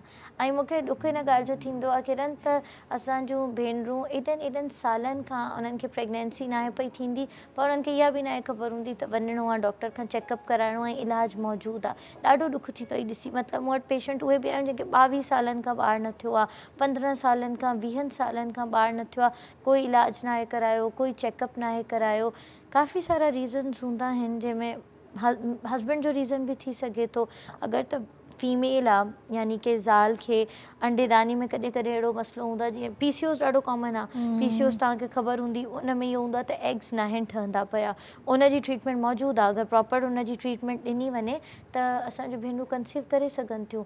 उन खां अलावा ॿियो रीज़न इहो हूंदो आहे त जेके ट्यूब्स हूंदा आहिनि जेके यूट्रस खे कनेक्ट कंदा आहिनि ओवरी सां, उन्हनि ट्यूब्स में कोई ब्लॉकेज हुजे, उन जो हल इहो हूंदो आहे त IVF कराइजे। IVF थोरो महांगो आहे, हर कोई अफोर्ड नाहे करे सघंदो, लेकिन काफ़ी माण्हू अफोर्ड कंदा बि आहिनि। पर हिते IVF हाणे मुंहिंजे ख़्याल सां कराची में भी काफ़ी असां वटि इम्प्रूवमेंट, बिल्कुलु काफ़ी असां वटि इम्प्रूवमेंट ऐं टेक्नीक हाणे कॉमन थींदी थी वञे। थोरो महांगो आहे, वक़्त सां गॾु होपफुली इंशाल्लाह इन में अञा बि तरक़ी थींदी, लेकिन एटलीस्ट तव्हां अगरि चेकअप न कराईंदो त तव्हांखे ख़बर बि न पवंदी त वजह छा आहे ऐं उन जो इलाजु कीअं कयो वञे। कुझु छोकिरियूं अहिड़ियूं बि हूंदियूं आहिनि जिन जी एज काफ़ी वॾी थी वेंदी आहे, काफ़ी लेट शादियूं थींदियूं आहिनि, जेके पंहिंजी अर्ली 30s 40s में जेकॾहिं उन्हनि जी शादियूं थियनि थियूं, ऐं पोइ उन्हनि जा बेबी जा केतिरा चांसिस हूंदा आहिनि? ईअं हूंदो आहे किरण कि यूजुअली न औरत जी फर्टिलिटी घटि थींदी आहे विथ एज, जीअं उमिरि वधंदी आहे फर्टिलिटी घटि थी वेंदी आहे। काफ़ी दफ़ा असां वटि अहिड़ियूं पेशेंट्स बि आयूं आहिनि जंहिंजो वक़्त खां पहिरियों एग्स यानी अंडेदानी जेका ओवरी हूंदी आहे एग्स ठाहिणु बंदि करे छॾींदी आहे, उन्हनि जो ओवरी जो फंक्शन ख़तमु थी वेंदो आहे। उनजो यूजुअली 100 मां हिकु औरत खे इहो थी सघे थो, पर काफ़ी सारी पेशेंट्स प्रेग्नेंट थी बि वेंदियूं आहिनि। त इहो चवणु मुश्किल आहे त कंहिंखे थींदो कंहिंखे न थींदो, लेकिन एटलीस्ट तव्हां इलाजु करायो, थी सघे तो ट्रीटमेंट सां तव्हां कंसीव करे वठो। मतिलबु ट्रीटमेंट आहे? बिल्कुलु ट्रीटमेंट आहे। ऐं केतिरो मतिलबु अरसे ताईं उन जी ट्रीटमेंट लॉन्ग मुंहिंजे ख़्याल सां जेके असां टैबलेट्स ॾींदा आहियूं घटि में घटि 6 महीननि ताईं सेफली ॾेई सघूं था, 6 महीननि ताईं उहे ॾेई सघूं था। अगरि उन खां पोइ बि नथो थिए त असां काफ़ी दफ़ा ईअं कंदा आहियूं उहा मेडिसिन चेंज करे असां ॿी मेडिसिन ते स्विच कंदा आहियूं, मतां हुन सां थी वञे त काफ़ी दफ़ा ईअं चेंज करण सां कंसीव थी बि वेंदो आहे। पर फर्टिलिटी डेज़ बि मुंहिंजे ख़्याल सां हुन में बिल्कुलु बिल्कुलु बिल्कुलु बिल्कुलु असांजी काफ़ी दफ़ा ईअं ईअं बि थींदो आहे त पेशेंट्स ईंदियूं आहिनि त कंसीव नथा कनि, हुननि जा हस्बैंड ॿिए मुल्क में रहंदा पिया हूंदा आहिनि, त इहा शइ उन्हनि खे सम्झण में अचणु खपे त अगरि तव्हां परे था रहो या तव्हांजा हस्बैंड 2-2, 3-3 साल ॿाहिरि था रहनि त ऑब्वियसली पोइ तव्हांखे कंसीव करण में प्रॉब्लम थींदो। इहा बि असांजे भेनरुनि खे अवेयरनेस हुजणु ॾाढी ज़रूरी आहे। फर्टिलिटी डेज़ हुजनि, तव्हांजा ओव्यूलेशंस डेज़ हुजनि, उन्हनि ॾींहंनि में तव्हां प्रॉपर तरीक़े सां कंसीव करे सघो था। ऐं ज़ाहिर आहे उहे डेज़ ॾाढा इम्पॉर्टेंट हूंदा आहिनि औरत जे लाइ जिन में हू कंसीव करे सघे थी। त सही इन्हनि शयुनि जे बारे में बि असांजी भेनरुनि खे ॼाण हुजणु तमामु ज़रूरी आहे। ऐं उन खां अलावा चेकअप, मां चवां थी हर इन शइ ते मां ज़ोर ॾियां थी, ॾाढो सही तव्हां चओ था। काफ़ी दफ़ा न किरण अगरि प्रॉपरली चेकअप थिए त कैंसर्स गाइनी जा जेके हूंदा आहिनि अर्ली स्टेज ते पिक थी सघनि था। अर्ली स्टेज ते अगरि पिक थी वञनि न त उहे ट्रीटेबल हूंदा आहिनि। अगरि असां उन्हनि खे लेट स्टेजिस ते पिक कंदासीं त शायदि असां ओतिरो ट्रीट न करे सघूं। कहिड़े क़िस्म जा मतिलबु गाइनी पेशेंट्स में मतिलबु पेशेंट त न चइजे उन्हनि खे, त मतिलबु कहिड़े क़िस्म जा हो हूंदा आहिनि कैंसर्स? ओवरी में कैंसर थींदो आहे, यूट्रस में बि कैंसर थींदो आहे, ऐं हिकिड़ो कैंसर थींदो आहे सर्वाइकल कैंसर। सर्वाइकल कैंसर जी असां वटि स्क्रीनिंग बि अवेलेबल आहे जंहिंखे असां पेप्समेयर चवंदा आहियूं। ऐं आइडियली 65 ईयर्स जी उमिरि ताईं 65 साल जी उमिरि ताईं हर औरत जो पेप्समेयर थियणु खपे, जंहिंसां असां शायदि कैंसर खां पहिरियों जी स्टेज आइडेंटिफाई करे वठूं ऐं शायदि उनखे ट्रीट करे वठूं तो कैंसर में डेवलप थियण खां रुकिजी वञे। इन खां अलावा जेके ओवरी जो कैंसर हूंदो आहे, यूजुअली पेशेंट कीअं ईंदी आहे, तव्हां वटि पेट में सूरु आहे या पेट थोरो वॾो थो थिए त उहे इग्नोर करे छॾींदियूं आहिनि। पेट में सूर खे बि इग्नोर, अगरि टाइमली असां हुनजो अल्ट्रासाउंड कराए ॾिसूं शायदि असांखे ख़बर पइजी वञे, शायदि असां टाइमली ट्रीट कयूं ऐं असांजूं काफ़ी सारियूं भेनरूं ख़ुदा न ख़ास्ता कॉम्प्लिकेटेड कैंसर खां, एडवांस कैंसर खां बची सघनि थियूं। अच्छा डॉक्टर साहिबा, इहो बि असांखे ज़रूरु ॿुधायो, PCOS ॾाढो कॉमन ऐं ॾाढो मतिलबु हिकिड़ो आम थी वियो आहे, ॾाढो कॉमन आहे ऐं हर ॿी टी छोकिरी खे इहो PCOS जो प्रॉब्लम ॿुधूं था। इवन लीन PCOS एॾो कॉमन आहे किरण कि जेके सन्हड़ियूं छोकिरियुनि खे बि PCOS थिए पियो थो। काफ़ी सारा रीज़न्स आहिनि। हिकिड़ो त असांजी जीअं चइजे त असांजी डाइट, ज़्यादा चिकन जो यूज़, हालांकि अञा इन ते साइंस इन्वेस्टिगेशन रिसर्च करे पई। प्रोटीन सिर्फ़ चिकन जी ही सूरत में असां प्रोटीन छो खाऊं? मच्छी खाई सघो था, गोश्त खाई सघो, इवन दाल खाई सघो था, एग्जैक्टली अंडो खाओ, खीर जो ग्लास, अॼुकल्ह जो छोकिरियूं खीर जो ग्लास त पीअनि ई नथियूं, चवंदियूं आहिनि वणे ई नथो। खीर पीअण केतिरो लाज़मी आहे। तमामु ज़रूरी आहे, उन सां न सिर्फ प्रोटीन बट कैल्शियम एग्जैक्टली असांजी बोन्स छो मां त ॾिसंदी आहियां किरण हर ॿी पेशेंट ईंदी आहे चेल में सूरु आहे टंगुनि में सूरु आहे पूरे बॉडी में सूरु थो रहे वजह छा आहे विटामिन डी कैल्शियम डेफिशिएंसी ऐं पोइ फ्रैक्चर्स कहिड़ा इज़ीली थींदा आहिनि थोरो कहिड़ो फ्रैक्चर थी वियो हथ में थी वियो टंग में फ्रैक्चर थी वियो छो वजह छा आहे बोन्स वीक आहिनि। खीर जो ग्लास पियो अंडो खाओ ये प्रॉब्लम्स आहिनि हिन में। अच्छा पीसीओज़ जेको आहे कंहिं स्टेज ते वञी ख़तरनाक थी सघे थो? बिल्कुलु थी सघे थो जंहिं अगरि पेशेंट्स उनखे बवक़्तु जेको आहे इलाज न कराइजे जेके पीसीओ जूं पेशेंट्स आहिनि ज़िंदगी में अॻिते हली उन्हनि खे डायबिटीज़ थी सघे थो। उन खां अलावा डायबिटीज़ ॾिठो वञे त हर मर्ज़ मां त चवां थी ॿिया सभु मर्ज़ ट्रीटेबल लेकिन डायबिटीज़ हमेशह जड़ ठही वेंदी आहे इंसान जी जिस्म में घर करे वेंदी आहे हज़ार ॿिया मसइलनि खे जनम ॾींदी आहे गुर्दे जा मसइला दिलि जा मसइला न्यूरोपैथीज़ हज़ार मसइला डेवलप थींदा आहिनि। उन खां अलावा जेको यूट्रस जो कैंसर हूंदो आहे न किरण अगरि पेशेंट खे माहवारी घणो टाइम न अचे त यूट्रस जे कैंसर जो ख़तरो हूंदो आहे पीसीओज़ हुन जो हिकिड़ो रिस्क फैक्टर हूंदो आहे त अगरि त टाइमली ट्रीट थिए प्रॉपरली ॾिठो वञे इन्वेस्टिगेट कयो वञे त शायदि असां हिनखे रोके सघूं था। अच्छा मां थोरो चाहींदसि त पीसीओज़ खे थोरो आम ज़बान में ॿुधाइजे त जीअं असांजा व्यूवर्स सम्झी सघनि असांजी कुझु भेनरूं सम्झी सघनि त पीसीओज़ खे आम लफ़्ज़नि में एग्ज़ैक्टली सिंधी में चइबो छा आहे? बेसिकली ॾिठो वञे त अंडेदानियूं सुजी वेंदियूं आहिनि सुजी करे थोरियूं वॾियूं थी वेंदियूं आहिनि ठीकु आहे काफ़ी पेशेंट्स कंफ्यूज़ थींदियूं आहिनि चवंदियूं आहिनि त रसौली आहे अंडेदानी पर इहा रसौली न हूंदी आहे इहो ओवरीज़ जेके हूंदियूं आहिनि यानी असांजे अंडेदानियूं हूंदियूं आहिनि उहे सुजी करे थोरी उन्हनि जी साइज़ वॾी थी वेंदी आहे बुलबुला ठही वेंदा आहिनि एग्जैक्टली रसौली हिनखे काफ़ी पेशेंट्स खे ईअं काउंसल करे मोकिलींदा आहिनि त अंडेदानी में रसौली आहे but this is not a रसौली रसौली त कढी छॾी वेंदी आहे पर हे असां कढी नथा सघूं। इन खां अलावा इहो आम ज़बान में असां हिनखे ईअं चई सघूं था ॿियो ख़बर कीअं पवंदी असांखे त पीसीओज़ थिए पियो थो वज़न जो वधणु जिस्म एक्नी थियणु नंढियुनि छोकिरियुनि खे ख़ासि कर चेहरे ते दाणा अचणु ऐं जिस्म ते एग्ज़ैक्टली जिस्म ते वार घणा अचणु फेस ते वार घणा अचणु मोटापो पीरियड्स जो इरेग्युलर हुजणु ज़्यादातर कॉमनली पीसीओज़ ईअं प्रेज़ेंट कंदा आहिनि अॼुकल्ह लीन पीसीओज़ ॾाढो कॉमन आहे यानी सन्हड़ियूं छोकिरियूं जेके मोटियूं बि न आहिनि उन्हनि खे बि पीसीओज़ थिए पियो थो यानी पीरियड्स इरेग्युलर थियणु वारनि जी ग्रोथ घणी थियणु एक्नी थियणु त इन तरीक़े सां अगरि तव्हांखे अहिड़ो कोई सिम्टम आहे अहिड़ा कोई तव्हांखे अलामात आहिनि त तव्हां डॉक्टर खां एडवाइस वठो थी सघे थो तव्हांजी ट्रीटमेंट थिए इहे सभु शयूं बहितर थियनि। अच्छा हिकिड़ी ॿी ॻाल्हि त अगरि हलो ठीकु आहे लेट्स सपोज़ कंहिंखे पीसीओज़ न आहिनि पर अॼुकल्ह ही छोकिरियुनि खे चेहरे ते एॾा वार जेके निकिरनि था उन्हनि जो छा रीज़न आहे? ॾिठो वञे त अगरि ॿियो को मसइलो न हुजे सिर्फ़ु वार ज़्यादा अचनि था त इहो एतिरो मसइलो न आहे काफ़ी ॿारनि खे काफ़ी नंढियुनि छोकिरियुनि खे इहो ईअं ई बि थी वेंदो आहे इन जी कोई वजह न वार मां ॾिठा आहिनि इन बिल्कुलु ॾाढी बाक़ाइदा बिल्कुलु बिल्कुलु बिल्कुलु तव्हां सही ॾिठो आहे इवन मां पंहिंजी फैमिली में पंहिंजी सराउंडिंग्स में काफ़ी अहिड़ा पेशेंट्स ॾिठा आहिनि काफ़ी रीज़न्स हूंदा आहिनि कॉमनली हिनखे असां चवंदा आहियूं इडियोपैथिक हिर्सुटिज़म यानी इन जो कोई कॉज़ न ई हूंदो ठीकु आहे इहो बि ॾाढो कॉमन आहे कुझु मेडिकेशन्स थी सघनि थियूं जंहिंसां जिस्म ते वार घणा ईंदा आहिनि पर कॉमनली जेको मां रूटीन में ॾिठो हूंदो आहे उहो हूंदो आहे कोई रीज़न न हुजणु उन लाइ तव्हां इहो करे सघो था वैक्सिंग नंढियुनि छोकिरियुनि ते अॼुकल्ह लेज़र जूं टेक्निक्स अवेलेबल आहिनि लेकिन लेज़र वग़ैरह कराइण खां पहिरियों ज़रूरी आहे त पीसीओज़ चेक कयो वञे पीसीओज़ न आहे बिल्कुलु बिल्कुलु सम्झो अगरि कंहिंखे पीसीओज़ आहे उहे लेज़र कराइनि बि थियूं त उन्हनि जा वार वापसि अची वेंदा छोकी हार्मोनल प्रॉब्लम आहे न त बहितर आहे उनखे पहिरियों चेक करायो पोइ तव्हांखे जेको बि कराइणो आहे लेज़र कराइणो आहे तव्हांखे वैक्सिंग त हलो कॉमन आहे वैक्सिंग त ईज़ीली अवेलेबल आहे लेज़र महांगो बि हूंदो आहे लेज़र करायो था त लेज़र खां पहिरियों चेकअप ज़रूरु करायो ज़रूरी आहे ऐं छा मतिलबु उन टाइम लेज़र जेको कराइजे थो हिकिड़ो त असरु कोन कंदो पर छा लेज़र हूअं ई बि कराइणु थोरो ख़तरनाक थी सघे थो?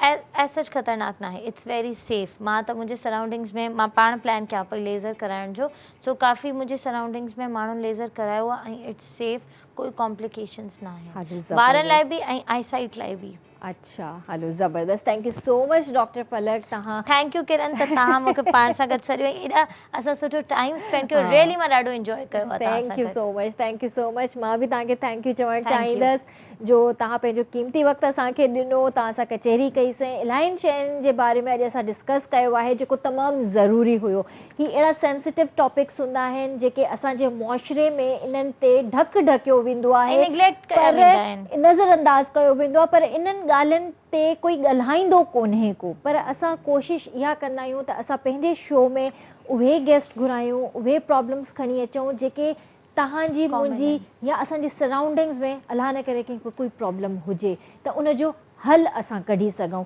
सो डॉक्टर फलक माशाल्लाह सां क्वालिफाइड डॉक्टर आहिनि, मुर्शिद हॉस्पिटल में हूंदियूं आहिनि ऐं कंहिंखे बि जेकॾहिं डॉक्टर फलक सां ॻाल्हाइणो हुजे, विज़िट करिणो हुजे त तव्हां प्लीज़ मुर्शिद हॉस्पिटल कराची वञी सघो था ऐं हिननि खां तव्हां अपॉइंटमेंट वठी करे पंहिंजो चेकअप वग़ैरह ट्रीटमेंट वग़ैरह आराम सां कराए सघो था। Thank you so much. हिकिड़ी शइ ऐड कयां किरण, जी जी असां वटि सिंध जे जेके सैलाब मुतासिरीन आहिनि उन जे फीमेल पेशेंट जो फ्री इलाज थिए थो मुर्शिद में, त प्लीज़ शायदि मां असांजी भेनरुनि खे अगरि नाहे ख़बर त मां मैसेज ॾियणु चाहियां थी, अगरि तव्हांखे कोई प्रॉब्लम आहे, तव्हां पंहिंजे घरनि में तकलीफ़ में वेठा आहियो त प्लीज़ तव्हां असां वटि अचो। मुफ़्त इलाज मुर्शिद हॉस्पिटल में सिंध जी सभिनि औरतुनि लाइ जेके सैलाब मुतासिरीन आहिनि उन्हनि लाइ अवेलेबल आहे। ज़बरदस्त, thank you so much doctor, thank you so much. जी शोभी भाई, आप क्या सुनाने वाले हैं? आपसे गाना सुनेंगे और इंशाल्लाह कल आपसे मुलाकात होगी और तब तक जो है हमारा वक्त कम है किरण, हम कल हमारा वक्त गाना नहीं है। अच्छा गाना है ही नहीं, बचत हो गई आज आपकी।